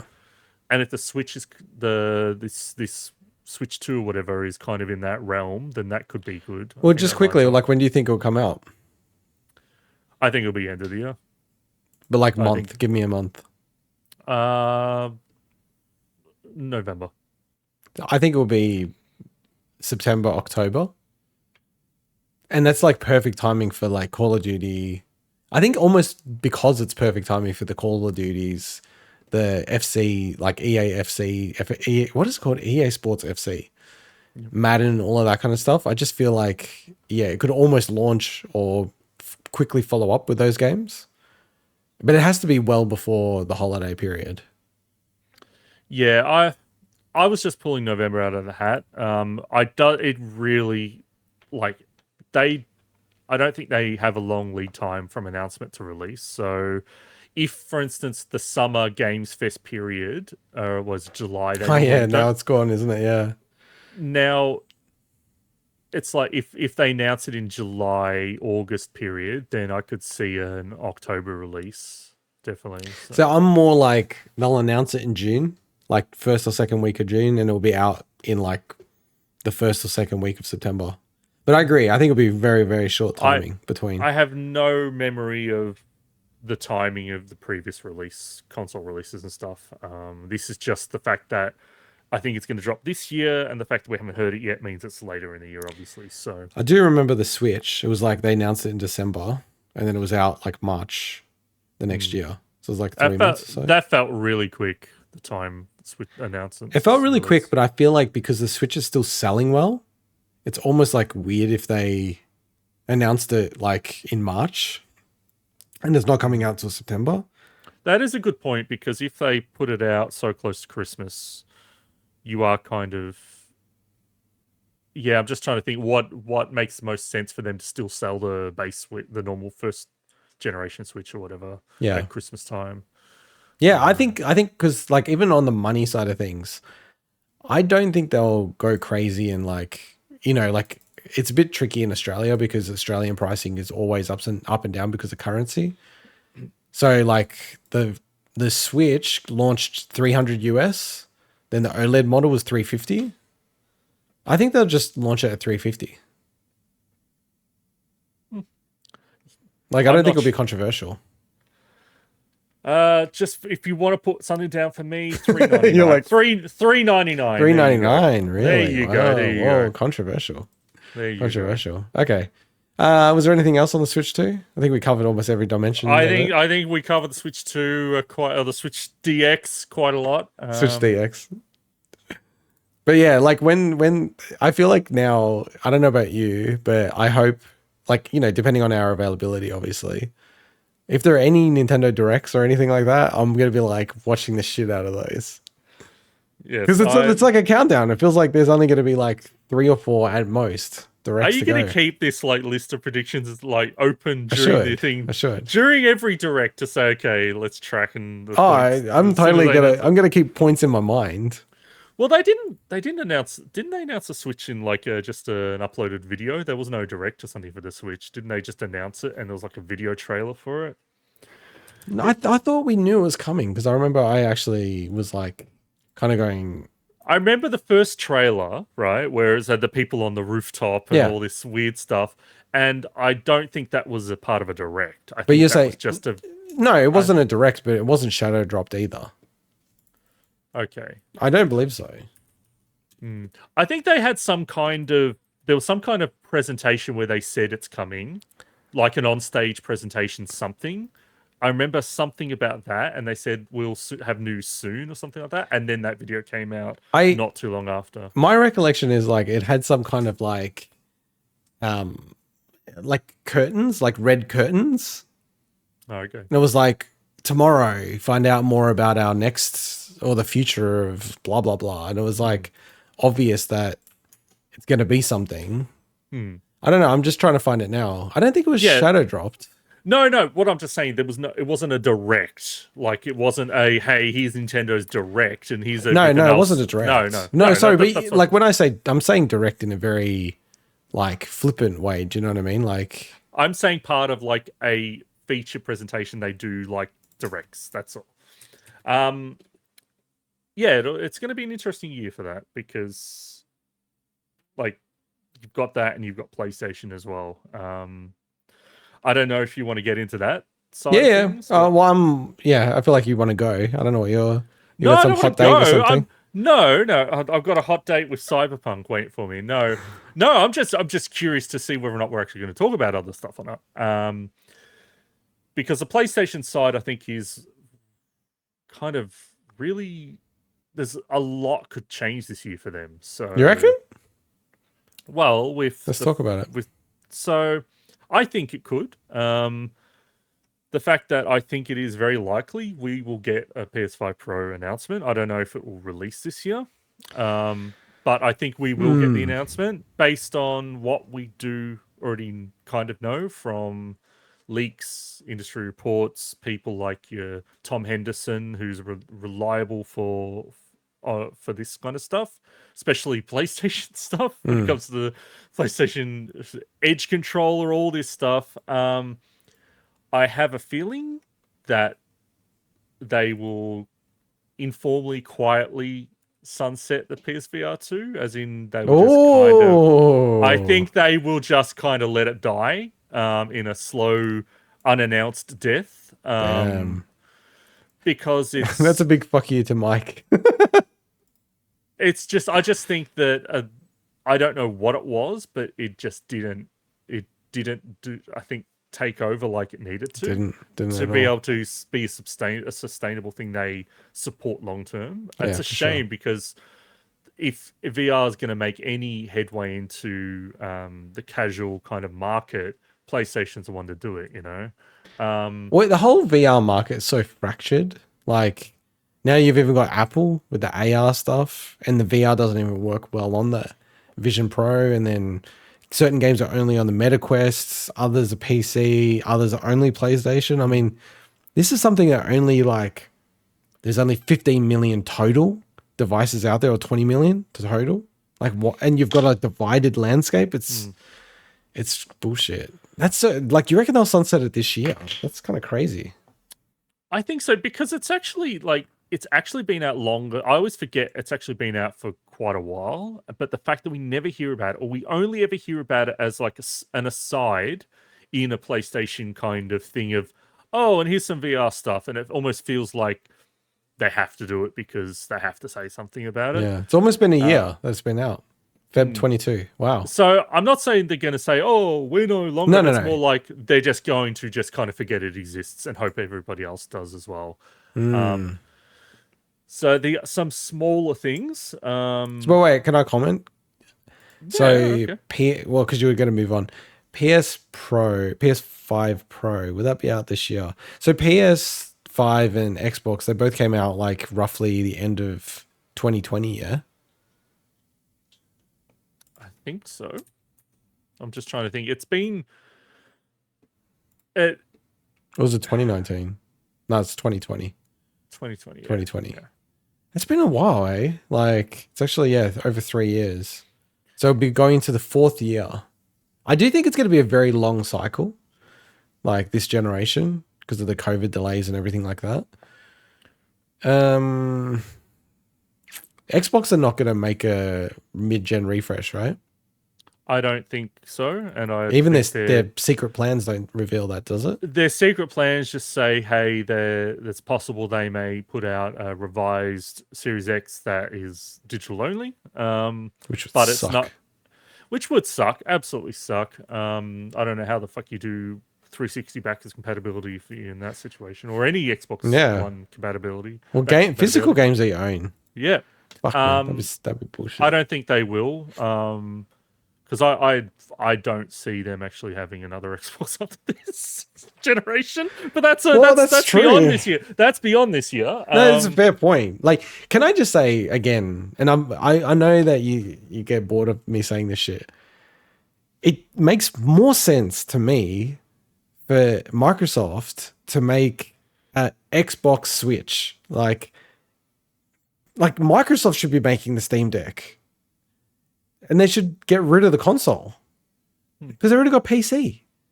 Like the thing they don't have is like a portable version of it.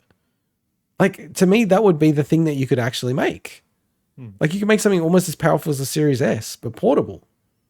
I just never will understand why they're not going to do that. Because, you know, with all the leaks and stuff, it was like way down on their list.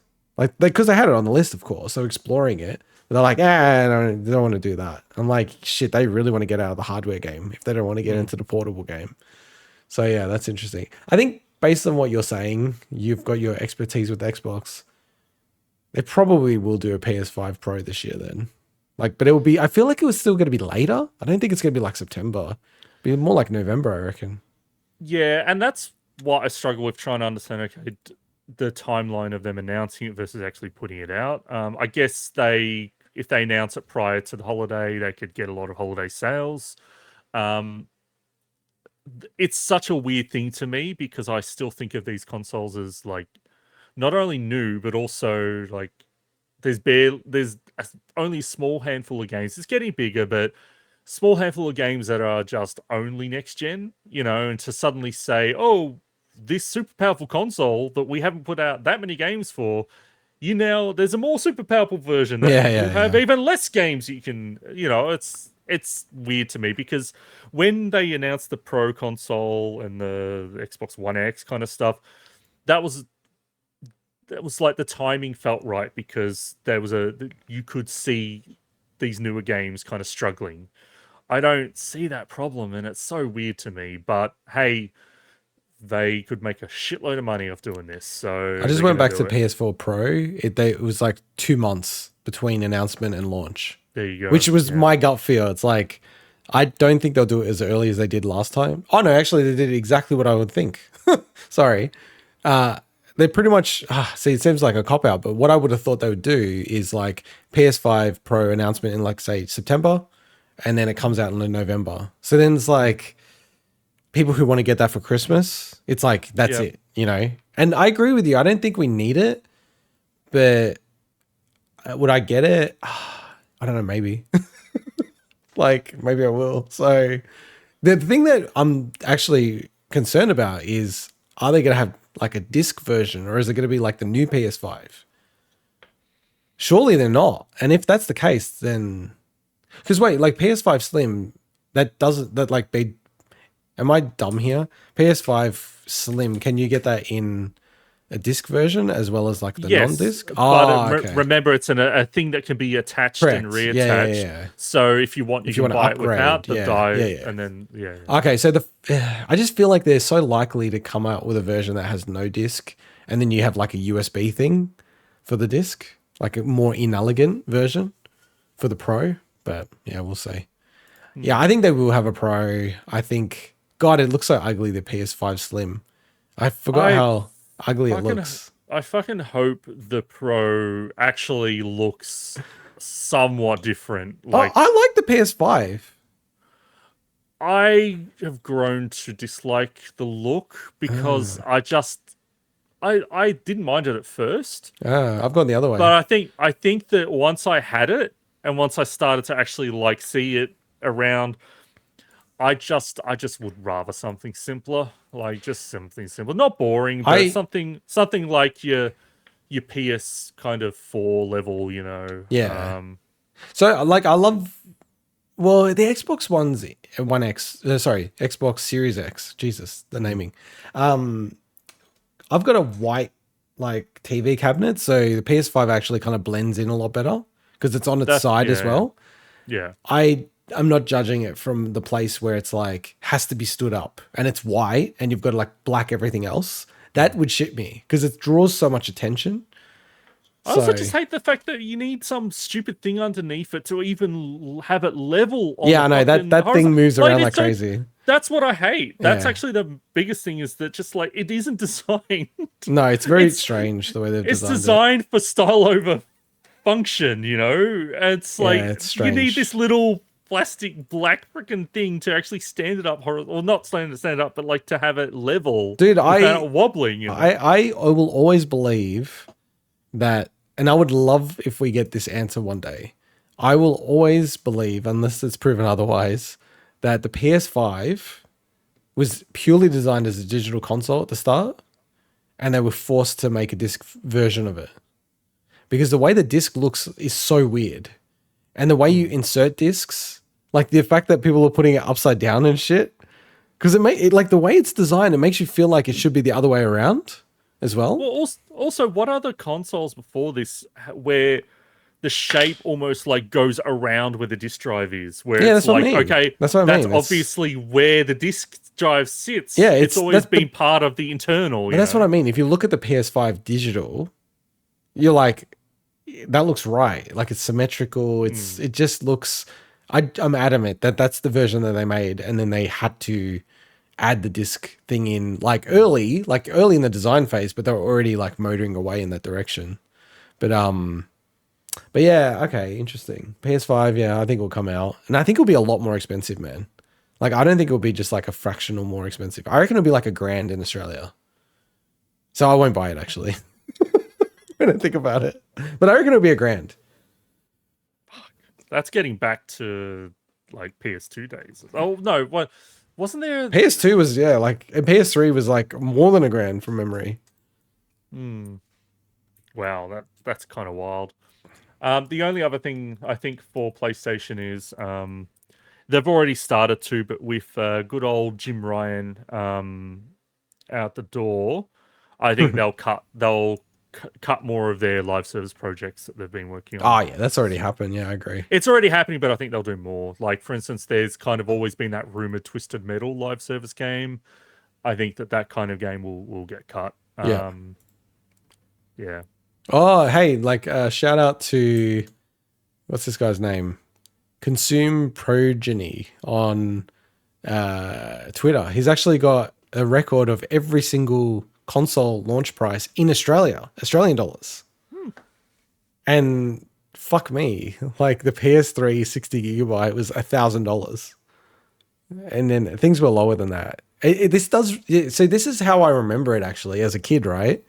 So the NES and the SNES was $300, the 64 was $400, right? And at the same time, the PS1 launched at $700 Australia.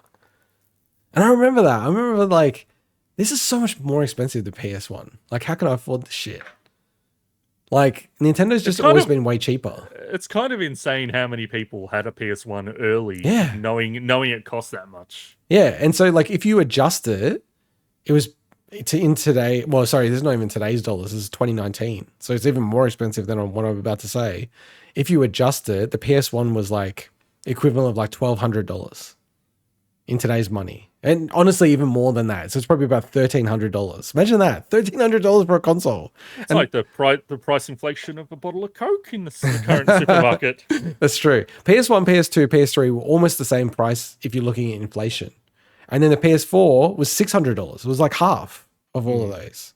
Now, we had a really strong dollar at the time the PS4 launched, blah, blah, blah. But yeah. I think it will be expensive, man. I think it will be like, maybe I'll take it back. Maybe it'd be more like $900, the PS5 Pro.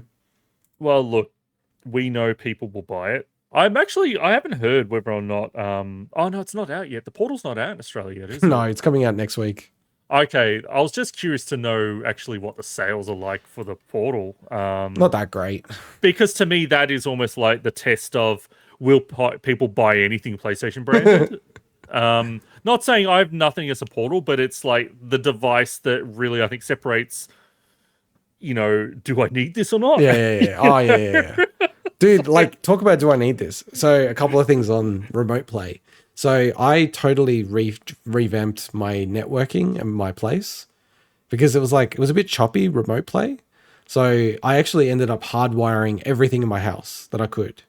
Like my PC's hardwired, Switch, TV is hardwired. Like nothing's using the Wi-Fi anymore, right? And dude, like when I'm playing remote play now, it's like crazy. Like I was playing Rocket League and doing well. And I'm like, I can sense the difference, but it's like it's pretty close.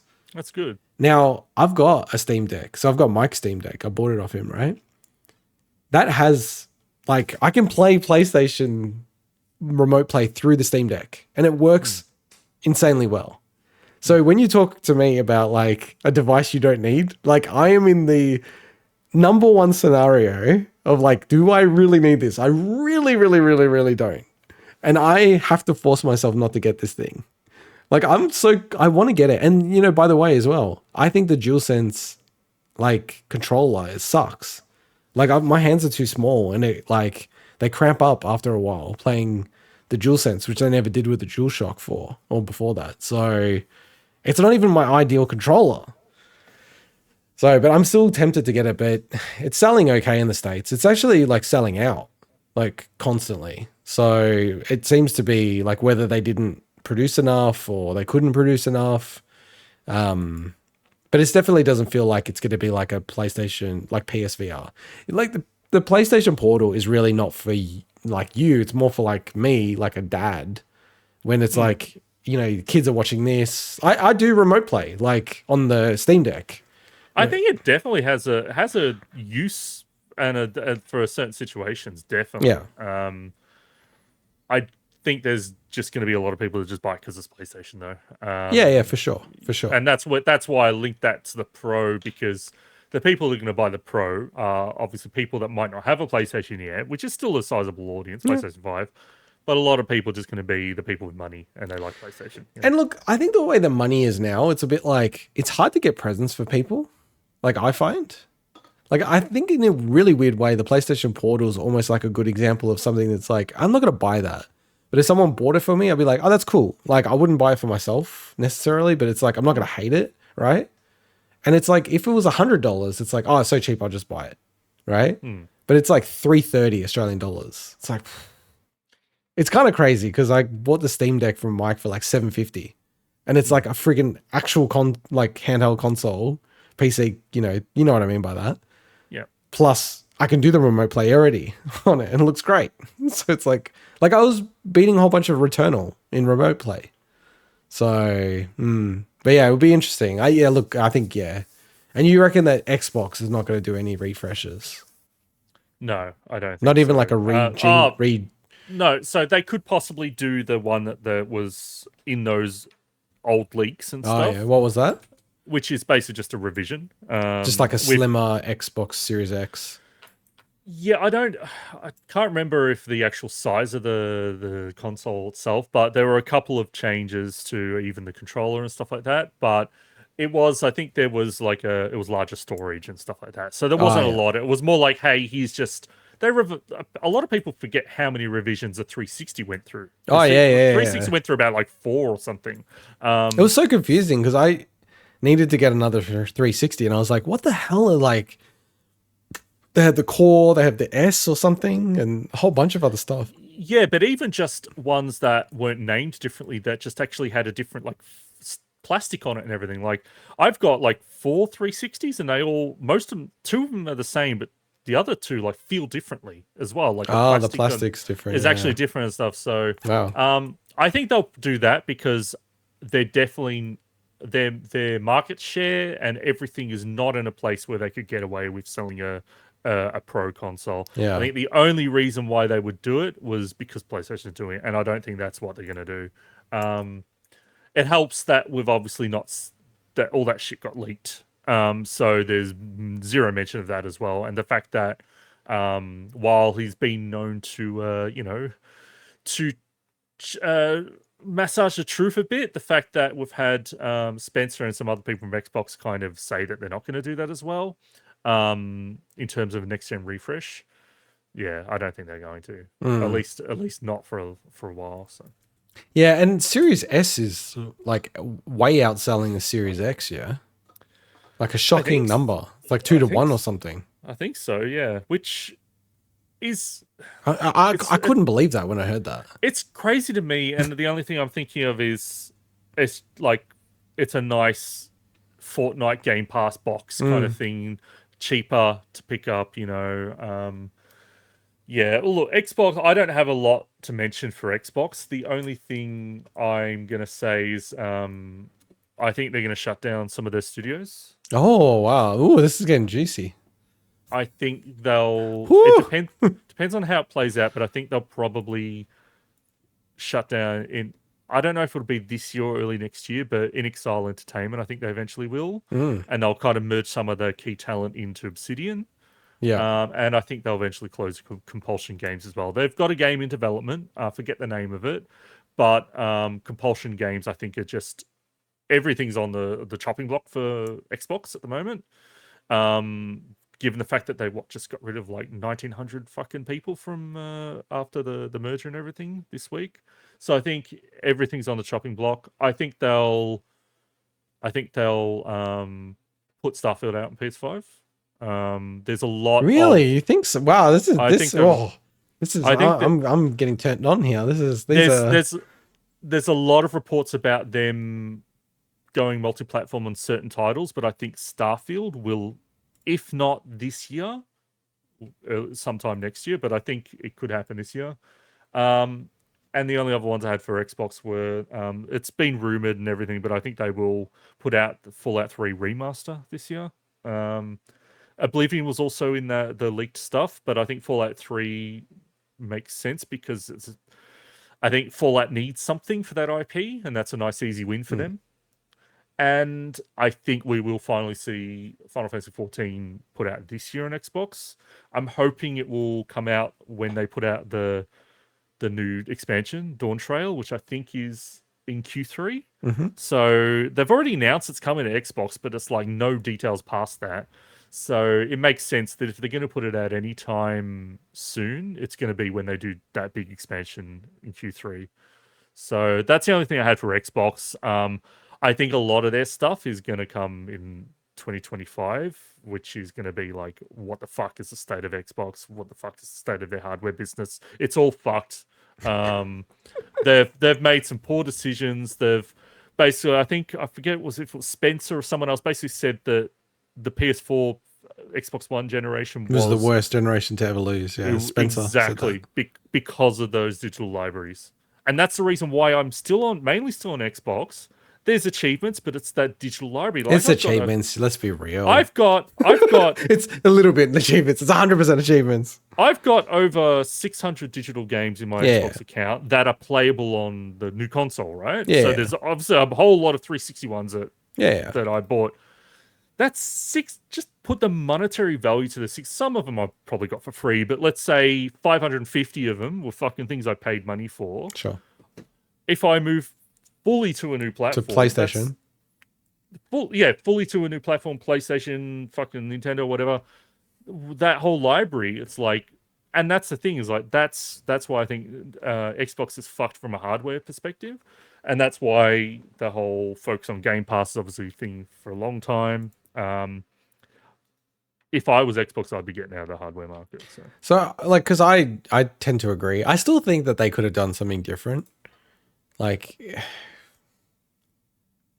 it's kind of interesting. I like Series X. It's sort of like I look at it and I go, what's like wrong with it? There's not much that I would really criticize it for, you know. If Series X was just existed on its own, it's an awesome fucking console, right? Exactly. The controller's better. Like, let's start. I think the controller's better. The problem is the PS5 also exists. Yeah. And there's no if you don't have an attachment or a account with digital games or anything like that, there's no world, unless you just fucking love Forza or love Gears of War or Halo, there's no reason to get a fucking Xbox or a PS5, just considering 97% of the fucking, maybe 95% of the games are there on both, but that 5% on PlayStation 5 is the 5% that matter for a lot of people. But the thing that I don't understand is I do think now that they have Blizzard, so I can't even remember all the promises they've made, but I feel like now that they have Blizzard Activision, they could get into a world where they do make everything exclusive to Xbox consoles.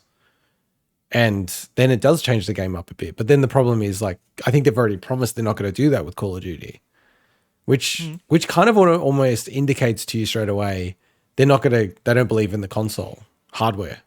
You know what I mean? Like, why would you give that up unless you already know that the hardware is dead. And they had one of those charts where it looked like there is no hardware in the future. It was like hybrid, like in the leaked documents. I think that so this is what I think will happen this year with Xbox. Because it is so weird, man. It's like, I think the PS5's outselling the Xbox Series S and X 2-1 or even 3-1, like 2.5-1. I think it's like 3-1 or yeah, something. so maybe it's between 2 to 3-1, right? Then it's the Series S, I think, is outselling the X 2-1. So when you actually think about the comparable, like Series X versus PS5, it's fucking like 4-1, 5-1, which is insane, right? I think that they will release this year, like, Chromecast, right? I think they'll release like the Xbox Series. I don't know what they would call it. What would they call it? The Xbox Stick or some stupid name there. Well, that was in development already. Oh, really? Okay. Yeah, so that's already been. Oh, okay. But is that official or? So they announced it that they want to do that. No. Okay, so it's basically one of those worst kept secrets, right? Yeah. Where they were developing this thing, but for whatever reason, it's like either put on put on ice or whatever until they figure out exactly what they want to do. Because I think during that time, the Steam Deck also kind of, I don't know, like that Steam Deck became such a big thing that suddenly it's like, okay, when we're out there saying, oh, this is thing that you use for your TV for streaming and stuff like that, it's like, I don't know. To me, the Steam Deck was the big hardware news around that time, that when this news was out. And it makes sense. Look, there's already Xbox Game Pass streaming on things like Samsung smart TVs. On stuff, some, right? yeah. And I think it makes sense for them to go in that direction. I think that's exactly the direction they'll go, where they've said it before, they want Game Pass on everything, right? Yeah. So whether or not that's a small plug-in device that with, I don't know how it works with controls or whatever, just a plug-in device, as you said, or if it's trying to, get a stripped-down version on a Nintendo platform, or fucking, we've talked about it before, but the weird concept of having a Game Pass on a PlayStation. I think that's what they want, and I think that's where they're going. So, yeah, I think they'll. I just can see that they would release a little, because to your point, the whole why are people buying Series S? It's like a Fortnite box, right? I think if they have something that's like, here's a stick, it comes with Game Pass for like 12 months, you can use all the cloud streaming, which is like being really advanced now, and it's pretty decent. I just think that will be almost like the primary thing that they want to sell. And it gives you now a nice counterpoint in the market where it's like, yeah, it comes with a controller, the Steam stick or whatever, and it's like 300 Australian dollars, let's say. I'm like, so if you're a parent, you go, oh, okay, am I going to get this or I get that? I can see it. So this device was codenamed Project Keystone. So if you ever want to look up, Project Keystone was this like streaming stick thing that they were working on. Yeah. And so in October 2022, Phil Spencer said that the idea for the stream stick was temporarily shelved in favor of putting resources into the Xbox app for Samsung smart TVs and things. So that kind of makes it, they kind of pivoted to maybe just like saying, okay, do we actually, maybe the hardware's already out, then we just need to build the partner relationships to get it embedded into these smart devices and stuff. Yeah, but then it's kind of like, you could say that about Chromecast as well, but Google still do sell a lot of those Chromecasts. Like that's a huge seller. And I know like Apple sell a shit ton of like the Apple TVs, right? I guess the thing is like, what do? Do you just have like a dongle that you just plug straight in, like HDMI? Or do you do more like an Apple TV, which is like a small box? Because if you do a small box, you probably could get something almost like a revision of the Series S that's so small, Yeah, definitely. It's interesting.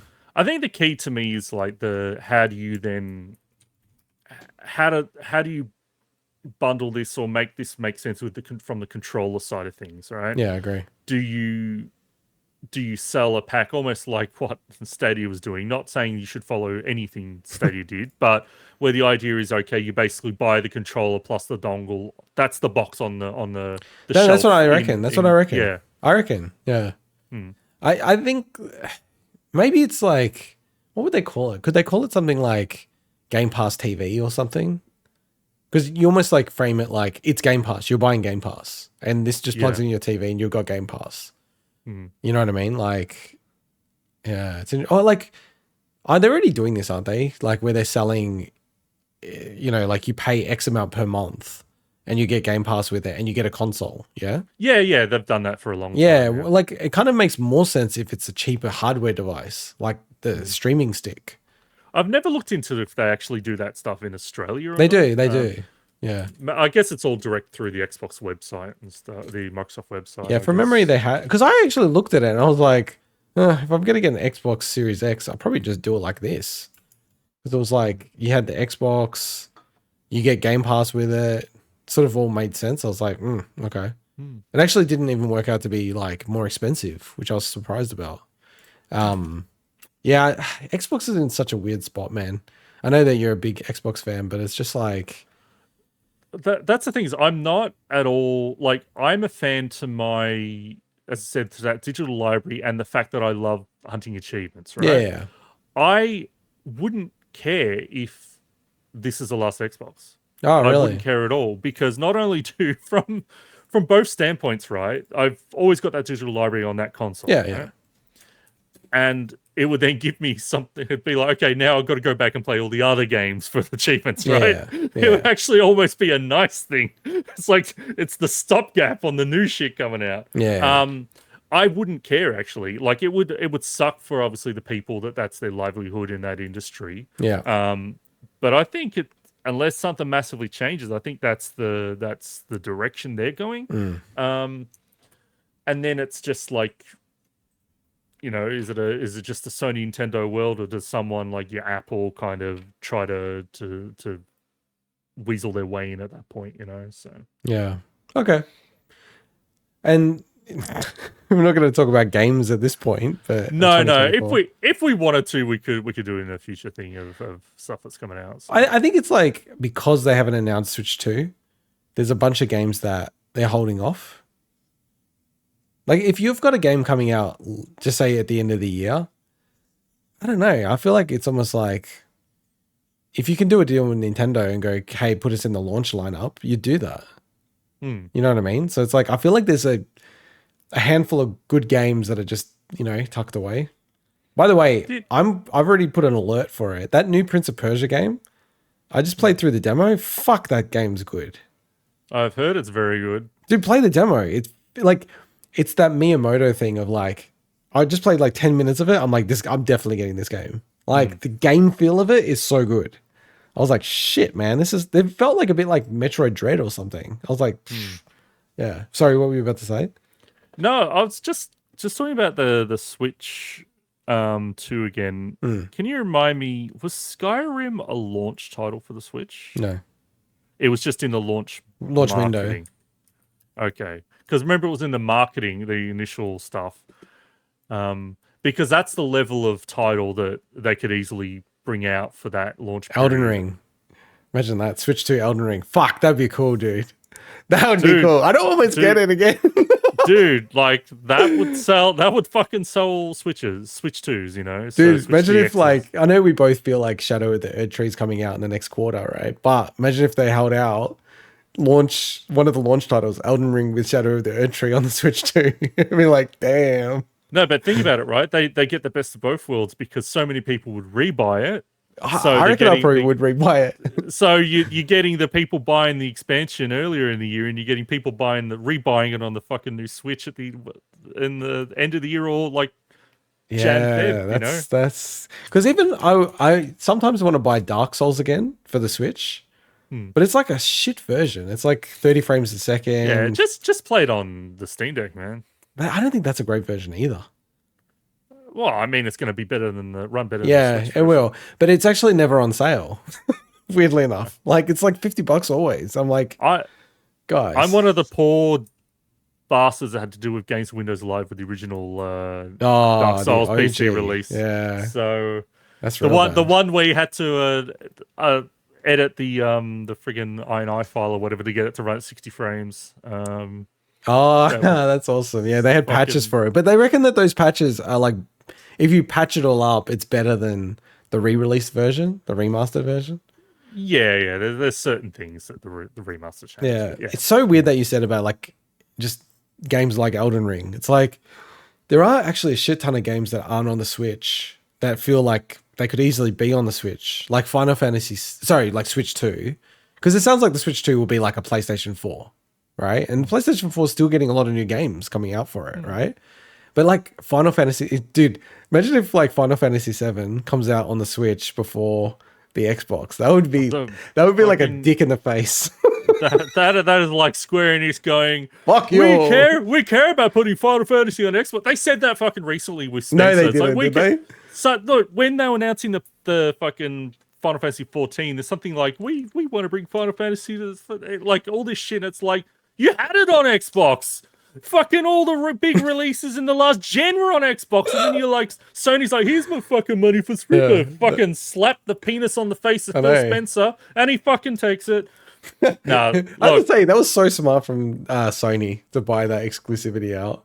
Oh, and it's like if we were going to talk about that game at all as part of the releases this year, the one thing I was going to say is like I'm still holding fast to there's two outcomes from me playing that fucking game because I love Final Fantasy. Oh, yeah, right? yeah, I know you do, yeah.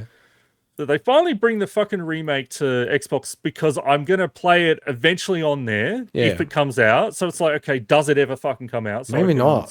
So, or it's like, I'm not going to play it till all 3 fucking versions are out. I'm not going to play it on to get achievements. So it's like, fucking, god damn it. So I'm in the camp, I think, of like, I don't know.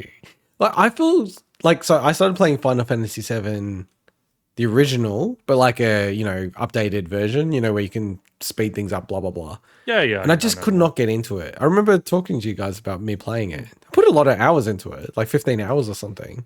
But I just couldn't get into it. And I don't feel like it's right to play the remake.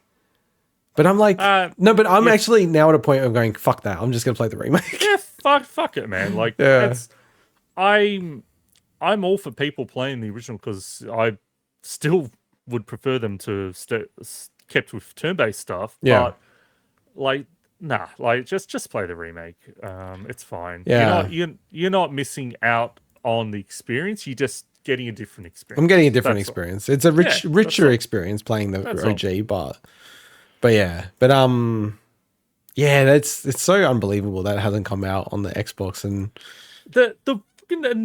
the biggest slap in the face was, I'm sure it's a good game and I'll get to it eventually, but that they put out Crisis Core remake remaster thing on Xbox. Yeah, it's obvious that they've got some deal. Fucking god damn it, man. Just like it's the pain is on, is it coming or not? Like if they'd said it's never ever coming, which they won't say because obviously that you know you never like yourself. But if they had announced something like that, it's like, okay, I'm like, all right, I'll just go and fucking play it on PlayStation. But now it's like, god damn it, do they? I just think that they won't release it until what did we speculate the last game was going to be called? We did actually guess this. I can't remember what it was. I think Reunion is the most popular. Reunion. What did you say? No, I think that's what I said. So. Oh, okay. I can't remember. But it's like it's the most common. It's the most obvious one because that is a key term for that game. Oh yeah, and it's Oh, I think I did rebuild.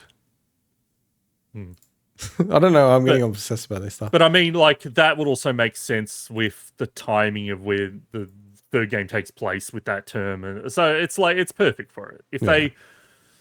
No, it was Crisis Core was like that used the one that would have been the best, which is Oh no, sorry, I'm wrong. Crisis Core used Reunion. Oh, Crisis Core did use Reunion. There's another one that I'm thinking of that I can't remember that everyone said it should be.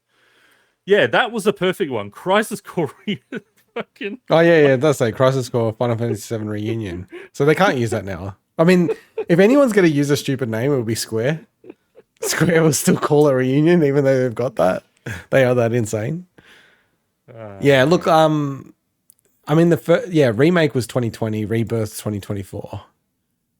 Like, I don't know. I think they're going to wait until the third one's out, and then maybe they'll do the trilogy on the Xbox Series X. But then it'll be like at least 6 months after that. Yeah, I agree. Maybe 6 months. Maybe 6 months after. No, the I think it'll be PC like release. I think it will be like 4 to 5 years from now. Yeah. Fucking like at this point. It's like Bloodborne. It's Bloodborne. Microsoft might not even have a fucking console for that. No, I think they'll release it on the Series X. I reckon it'll be almost like PlayStation's releasing the PS6. And then they're like, "Oh, well, we've killed Xbox for once and for all, so we don't care anymore." You know what it is? That's what it'll be. That's what it'll be. It's the thing is that because I will be playing that game anyway for achievements whenever it comes out, if it ever does, I just don't want to have to replay. Like, it's like doing the same thing twice when you could have waited, you know? It's like... The thing that's going to be fucked if they don't do another console is, like, you don't really have achievements then on the PC, right? You do. No, but they release their games on PC, but they won't have achievements by default. Well, I mean... Like, Steam doesn't have Xbox achievements. No, but the Windows Store stuff they put out. Yeah. But not everyone's going to release it on the Windows Store. I know. They could just get rid of with achievements if they just move to like a third-party situation. Wow. It's crazy, man. Because at that point, they don't have their platform is Game Pass. Their platform isn't really the Xbox ecosystem anymore, you know. But does all Game Pass games have achievements? Even just the pure PC ones? There are a few exceptions. There are a few exceptions, but I'd say 95% of them do. Okay. But there are a few exceptions where they put them on the Windows Store and they don't have an achievement list. Okay. Man, I just realized. Anyway, there's the three versions of Crisis Core Reunion for PlayStation. Oh no, okay. One's the Steam version. Okay, I forgot that true Steam achievements exists. That must be the most horrible thing to do. Hunt for Steam achievements where everyone can hack shit. Who's hunting for Steam achievements? No one's doing that, are they? That would be such a futile endeavor. Yeah, Steam, because I got a bunch of Steam achievements, but I'm like, they're so, I don't know, like I don't rank them in my mind at all. I don't mind trophies on the PlayStation, but Steam, it just feels a bit like, like an afterthought or something. Yeah. Oh, wait, hey, here's a question. Here's a quick one. Switch 2 or Switch DX, is it going to have achievements? I don't think it will. I don't think so either. I think they've slowly started introducing things that kind of act in a similar manner to cerertain games. But they've always done that. They've always done that. No, but I think you'll see more and more of that. Where there'll be like, I think it wasn't there something in Mario Odyssey that was almost like a little mini achievement? It was like something that was like... They've done it a lot in the Switch. Yeah. So I think you'll just see more of that because then that allows them to release titles that are more stripped back and they don't have to care about that stuff. Or it doesn't meet the design philosophy of that game and stuff. Yeah. All right. Was there anything else in 2024? Nah, I think if we're going to talk about any games, maybe we can do that in the future and focus on some certain key ones and stuff. Yeah. So. And plus, when all these things get announced, we'll have a chat about it. All right. Let's go to the next segment. And since you gave me a quiz last week, I thought I'll do a quiz for you. So I started with like, I'll do a quiz on like RPGs or achievements or something like that. I couldn't find anything that I liked. God. So I thought I'll do a quiz for, and this is why I was also looking at our top 10s, for your favorite game of all time. Ocarina of Time. Oh, God. A game that I've not beaten in like 15 years or something. All right. Well, let's see how much of a Zelda expert you are. Oh, my God. This is... 15 years is probably the last So we've time I got played 10 Ocarina questions. Now, what do you think your baseline's going to be? At this point... And these are mostly multiple choice of like 3. Mostly? I don't know. 3 options, maybe 4? Maybe I'll get 4 right. 4 right? That's not a pass. You have to get 5. I think I got 6 right. Oh, no. Like, if you're asking pass, it's more than 4, but I think I'll get 4. Okay, you think I'll get 4. All right, here we go. First question. Which song does Zelda teach you? Zelda's Lullaby. I've got multiple choice. Song of Storms, Song of Time, or Zelda's Lullaby? Zelda's Lullaby. Okay. You're not telling me if it's correct or not until the end. Oh, shit. I don't think I can do that on this one. Oh, okay. Fair enough. Wait, I got to double check if I can. Also, I can't remember who teaches you the Song of Time. If Sheik teaches you, and then okay. Do I want to do the we'll do the correct and incorrect ones. Okay. So first question, incorrect. Okay. I got this right. I got this right. Song of Time. Was it? Song of Time. So you're 0. Yeah. You're not as good of a start as I had last week. I got that correct for the record as well. Well done. All right. Like it's so I'm not going to aggressive. sell this. I'm not going to sell this at all. So Who gives you an eyeball frog? King Zora, Saria, or Ruto? Rudo? Incorrect. King Zora. God, I don't remember. All right. I think I got like, yeah, anyway. How many great fairies are there on Death Mountain? Oh my God, 1, really? 2, or 4? I don't remember what a great fairy is. Is this unfair, this fucking quiz? What are the options? I'll read it again. How many great fairies are there on Death Mountain? 1, 2, or 4? I got this right. I got most of these right so far. 2. 2 is correct. So now Yay! 1 out of 3. Yay! I actually got most of these correct up to this stage, and then I started getting them all wrong. Who is the 7th sage? Saia, Darknut, Link, or Zelda? What's the first one? Saia, Saia, Saya, yeah. Darknut. That sounds like a sex term. Link or Zelda? Who is the 7th sage? Oh, fuck. The first one. Saia, incorrect. Okay. So I got Zelda. this right as well, Zelda. Okay. Which one? This is like awesome. You're getting like last spawn I got like so many right that I shouldn't have. And I'm actually shocked you're not getting more. It's probably been more than 15 years since I played this. Yeah. I don't think you can call this your favorite game anymore. Which one? Okay, Dark Souls. Which one of the following items? Give me a fucking Dark Souls quiz. All right, please. all right. Let's. You can finish this. You can finish this. It's all good. It's all good. I'm happy to own up to not remembering my favorite game of all time. Apparently. See, this shows me how much faith I have in you. That I was like, this seems unfair. I think I got like 6 out of 10. I feel like you'd get way better than me. So it's like, all right, I'll just do this quiz. And watch me fail a Dark Souls quiz because it's going to be like lore-related shit. All right. Let's do Dark Souls quiz. Let's do Dark Souls quiz. No. No. I want to finish the Zelda quiz. All right, but you're already bombing, so yeah, that's fine. You got 1 out of 4. It's golf score. No, it's not. Which one of the following items can be used by child and adult Link?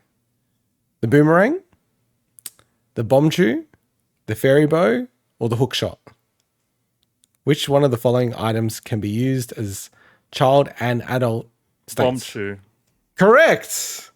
2 out of 5. He's getting to the pass mark at least. This is good.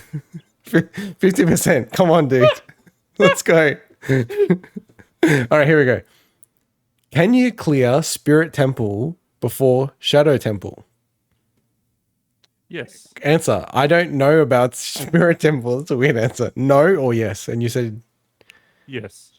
Yes is the right answer. Now you're 3 out of 6. You were at the pass level. Now you've got 4. You're gonna get 2 right in the next 4. Who is giant aquatic amoeba? Baronade, Morpha, or Dudongo? Who? Morpha. Yep, correct. Whoa, this is the comeback. Look, I almost dropped the whole fucking quiz. 4 out of 7. You actually got a chance. 7 out of 10 is a HD in my books. All right. Which song is used to open gates of Chief's room, Darunia's room, in Goron City? Which song opens the Darunia's room in Goron City? Zelda's Lullaby, Saria's song, or the Song of Time? Oh God! I don't know how I remembered some of this shit. It's weird. In Goron City. Goron City. I don't even remember Darunia's room. I don't remember you having to open it with a song Saria's song. Zelda's Lullaby. Okay. Zelda's I Lullaby. remember you had to play. Didn't you have to play Zelda's Lullaby to get into the like Zora place? That's the only. I can't reveal because there might be a question. So what do you got? Oh shit, you're back at 4. You're 4 out of 8, right? So you're like on the cusp again. I thought you were going to go over this. Am I right with saying that? I think I am right. 4 out of See, 8. we're all about it, diversity here at the Big Wig on Demand. We've got the winners and we've got the losers. Okay, so you've got to get one of the next two to get a pass at least. I will be very ashamed if you don't get a pass. All right. What will happen to the sacred realm if one with pure heart obtains Triforce and balances it? The sacred. Fuck. And this has got more than one multiple. Like this is like 5 different answers. Okay. What will happen to the sacred realm if one with pure of heart obtains Triforce and balances it? It will be destroyed. It will open door of time. It will be filled with sorrows. It will become paradise, or it will be filled with happiness. The sacred realm. The fuck? The sacred realm. Happiness. Oh, so close. It will become paradise. Shit. This is like now gone to the line. You're 4 out of 9. You need to get this one correct. I'm trembling in my. I'm not wearing boots, but if I was, I'd be trembling in them. I like how I'm like the most competitive person and you're like the least. No, you're competitive. Why did Link grow up as Kokiri? Sorry, I always forget how to say this. Why did Link grow up as Kokiri? Is that right? Kokiri? Kokiri. Yeah. Kokiri never grows. He was actually Hylian. He was special, or he used the Triforce of Courage to grow. Jesus. He was Hylian? Correct! 5 out of 10. Now, do you want to quickly do the Dark Souls one? I'll fly through it really quick. Now I'm gonna be like, I'll fail this and I'll look even worse. Yeah, all right. Because it's also funny because I don't know how to say any of these names. Is it a lore one? Is it like the actual boss? Like No, it's like what's the name of the first boss? Oh, okay. So yeah, I think it's like relatively fair. I think it's actually pretty fair when I just like flick through it really quickly. All right. All right, let's fly through it. It's 15 questions. What is the name of the first boss in Dark Souls? Capra Demon, Asylum Demon, Taurus Demon, Bell Gargoyle. Asylum Demon. 1 out of 10, 1 out of 15. So 1. What covenant is led by Darkstalker Kaith? Way of White, Forest Hunter, Dark Wraith, Blade of the Dark Moon. Sorry, can you say that again? Yeah. What covenant is led by Darkstalker Kaith? Kaathe. Yeah, I know that. Yeah. I don't know if I'm saying any of these correct. That's all right. Way of White, Forest Hunter, Dark Wraith. It's Dark Wraith. Dark Wraith's correct. Yeah. For some reason, I'm like, there was just something else, and I'm like, was there something else that I missed? So. What is the name of the blacksmith found in the undead parish? Vamos? Andre of Astoria? Giant blacksmith. Yeah, okay. 3. 3 out of 3. So this is your jam. This is your jam. This is your Nintendo. I'm waiting for a Pete. It does say sing the Dark Souls song. So far, these questions have not been very difficult. So I don't think I'd get all of these correct. I wouldn't get the Dark Wraith one correct. All right. So 3. What is probably never even met Karth or Kate or whatever.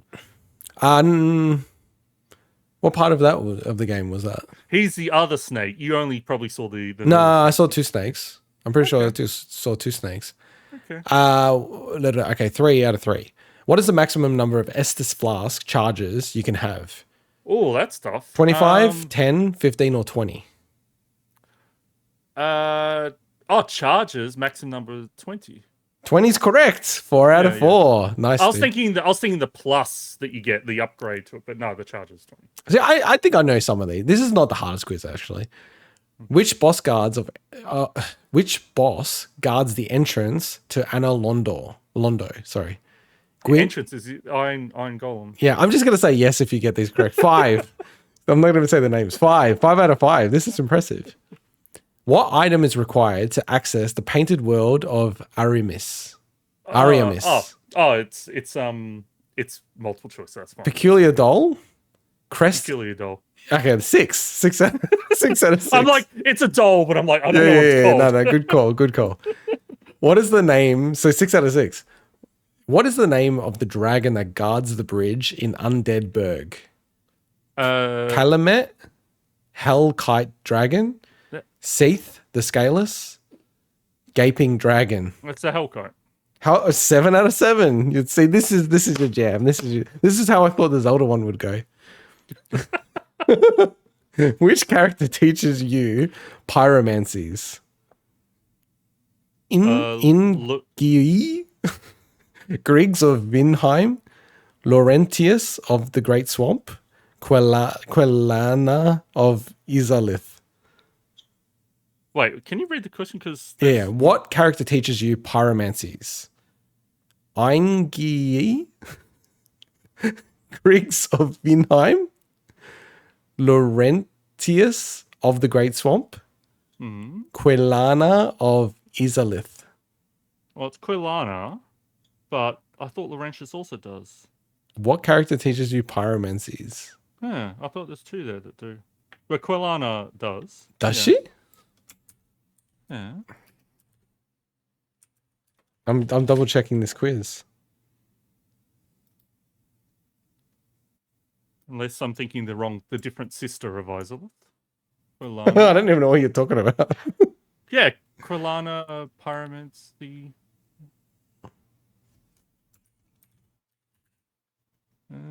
Oh yeah, you're right. Yeah, Quillana of Izalith. She's in the. I can't trust this. Yeah, it says...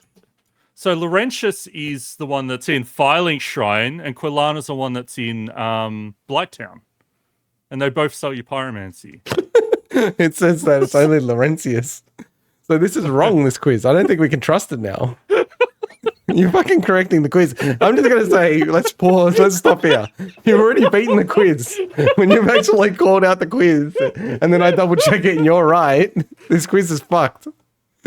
Well, I also thought there was part of me that was like Engi Ducks. I thought he actually sold you one, but I was probably confusing it with the sister. Well, because I was just double checking, is it like the first time or it's like no. So no, yeah. So Ingi also does. So 3 of those 4 give you pyromancies. But wait a second. But this Quillani or whatever her fucking name is, does she teach you or does she sell?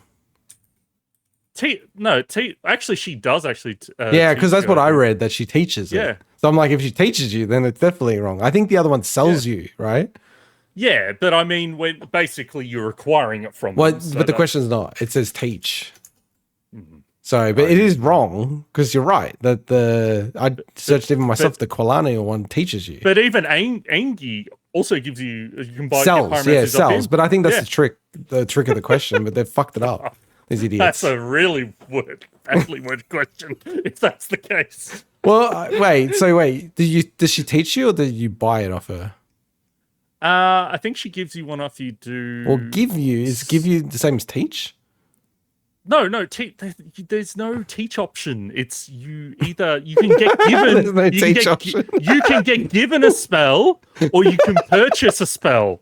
There's no like, hey, I'm gonna select like learn. But are you sure that the other guy doesn't say like teach you? This is the most like the ridiculous thing. It's you get pyromancies from 3 of those 4s. No, but I do accept that if the one's selling it to you, that's a bit different. Griggs of Vinheim is sorceries. He's the only one that doesn't give you pyros. Interesting. Man, what a quiz.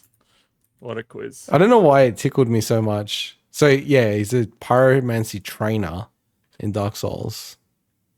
So, but I think that other one is a pyromancy trainer as well, right? The Quillith one or whatever. Quillano, yeah. Yeah. But it does have that Ingi guy as well. Ingi, yeah, he gives you the poison pyros. Gives you, doesn't teach you though, right? But wait, I know, but it does say she teaches her art to select students. But does she teach you or just give it to you? Or do you kill her to get it? A lot of these words have similar meanings in the world of Dark Souls. I don't know enough about the game. Mechanically. Yeah.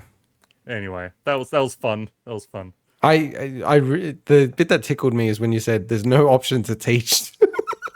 I don't know, just that sentence is really funny. All right, let's kill this. You dominate. I'll give you 100% on this one. You actually corrected it and you fucking had all the extra stuff. I think I need to somehow play through Ocarina of Time again. It's I think I couldn't believe I got 6 out of 10. You got like what 5 out of 10. That shocks me. When did Wind Waker come out? What, the original? Yeah, 2002. That's the last time I played Ocarina of Time. Really? So, yeah, that's actually longer than 15 years. 2002, 2003. I was playing through the one on GameCube that you got with the bonus disc. So, okay, that I could see as a launch title, Ocarina of Time HD. Oh yeah, that probably would make sense actually. Easy money. That would be easy money, and it feels like people would just buy that along with Mario. See, that's probably I'm going to add that to the Switch 2 predictions in retrospect. All right, we've been going on for a long time. Thank you for those quizzes. It was very fun. Yeah. Well, to be fair, I did check the Zelda one, and I thought it was hard, but I thought you needed a hard one. And the Dark Souls one, I just googled the first Dark Souls quiz. I got one more right than I thought I would. Yeah, but you said that 6 out of 10 is the true pass mark. I still got more than 4 than I thought I would. You got 5, just barely scraped through. With a very, Hillian? All right, cool. Do you want to say anything else before we close out? Thank you for your time. Thank you for your time and patience. I don't know when we're going to do it again. We're P on demand at the moment, so... And I'm going to go P on demand right after this. All right. Bye-bye. See ya.